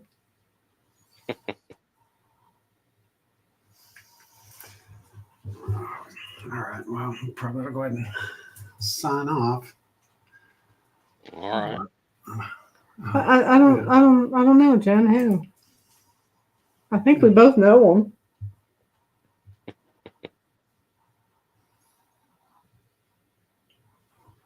Not me. All right. Well, we'll go ahead and end it on that note. No, again, thank you for coming in. Yeah, And thank everybody for coming in and supporting the channels. Appreciate it. You stay 21 more minutes. No, I ain't doing it. Because in 21 minutes, it'll be like, what if you say another 21 minutes? Another 30, you can get another 20. All right. Yeah. Well, I hope everybody has a great weekend, and we shall hopefully see you next week or throughout the week on, if anybody does lives, we'll try to get in. And I think it was Z back there a while ago also said Iceland or Ireland. Oh, don't make me choose, Scott. That's not fair. Yeah, I should rather Iceland or Ireland. Probably Ireland, because Iceland would be cold. It just has ice in the name. Well, actually, I think I'd rather do Ireland. I'd probably do Ireland for sure. Yeah. I mean, I wouldn't mind going to both. Well, to both of them, but if I had to choose which one, I'd pick Ireland. Yeah, I think so. Can you go to Scotland too? In England? Maybe. My bucket list is to go. Of course, the Queen's gone now, but to England. go to the castle, the England, and see the bobbies. Of course, if you're doing a cruise, you can do them both. I mean, Yeah. pick the right itinerary. I saw the who is it? The what is it? It started with a V. It wasn't the Virgin Cruise Line. It was a river cruise. It went through Viking. the Viking. Yes, it went through the Danube River. No, anyway, it hit underneath the Czech Republic. Oh, cool. Because it showed Prague, and I was like, "Hey, That would be cool. Because Danube River, is that it?" that's on my bucket list. Is to I go would- back to Czech Republic Go back. or go to You Czech. never been there.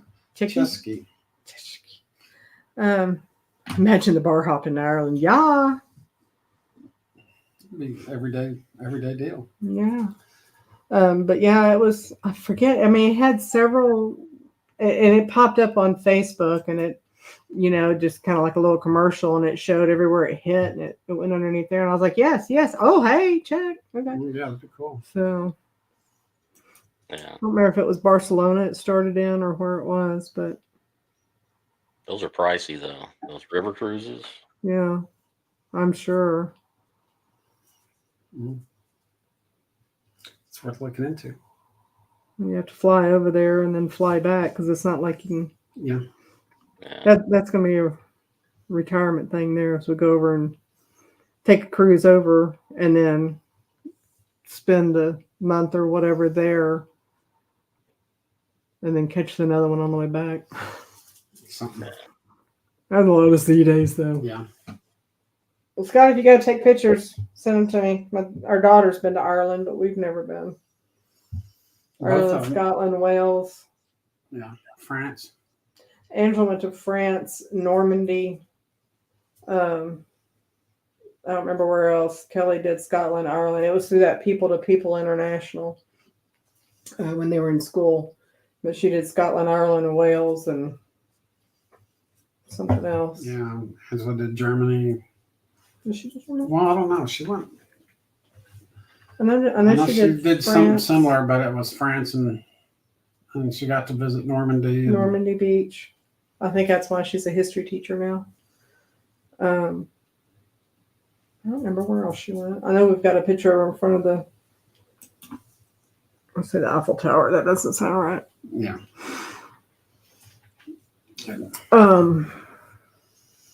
Yeah, I don't remember. That's been a few years. She's been married 10 years this year. Wow. God, we're getting old. Group cruise. Well, I like your thinking. We might can get Kelly on that if we're going to go to Ireland and Scotland. She wants to go back there. No, if it's not a Disney cruise, she won't go. I ain't getting on Disney shit. Can't drink and can't gamble. There's no point for me. Right? Yeah. That's how you build up points. And I could care if the mouse comes to the table, I can live without that. You don't want Cinderella to come around? No, that's okay. Hey, I wonder if they're ever gonna make Klinger a part of that. Because he is a Disney princess. It's the very first, wasn't Yeah. Because he? God.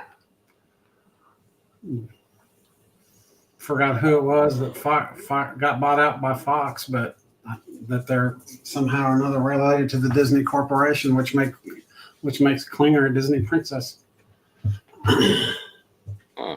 Well, he had all the jewelry and the pearls and the high heels way back then. Yeah.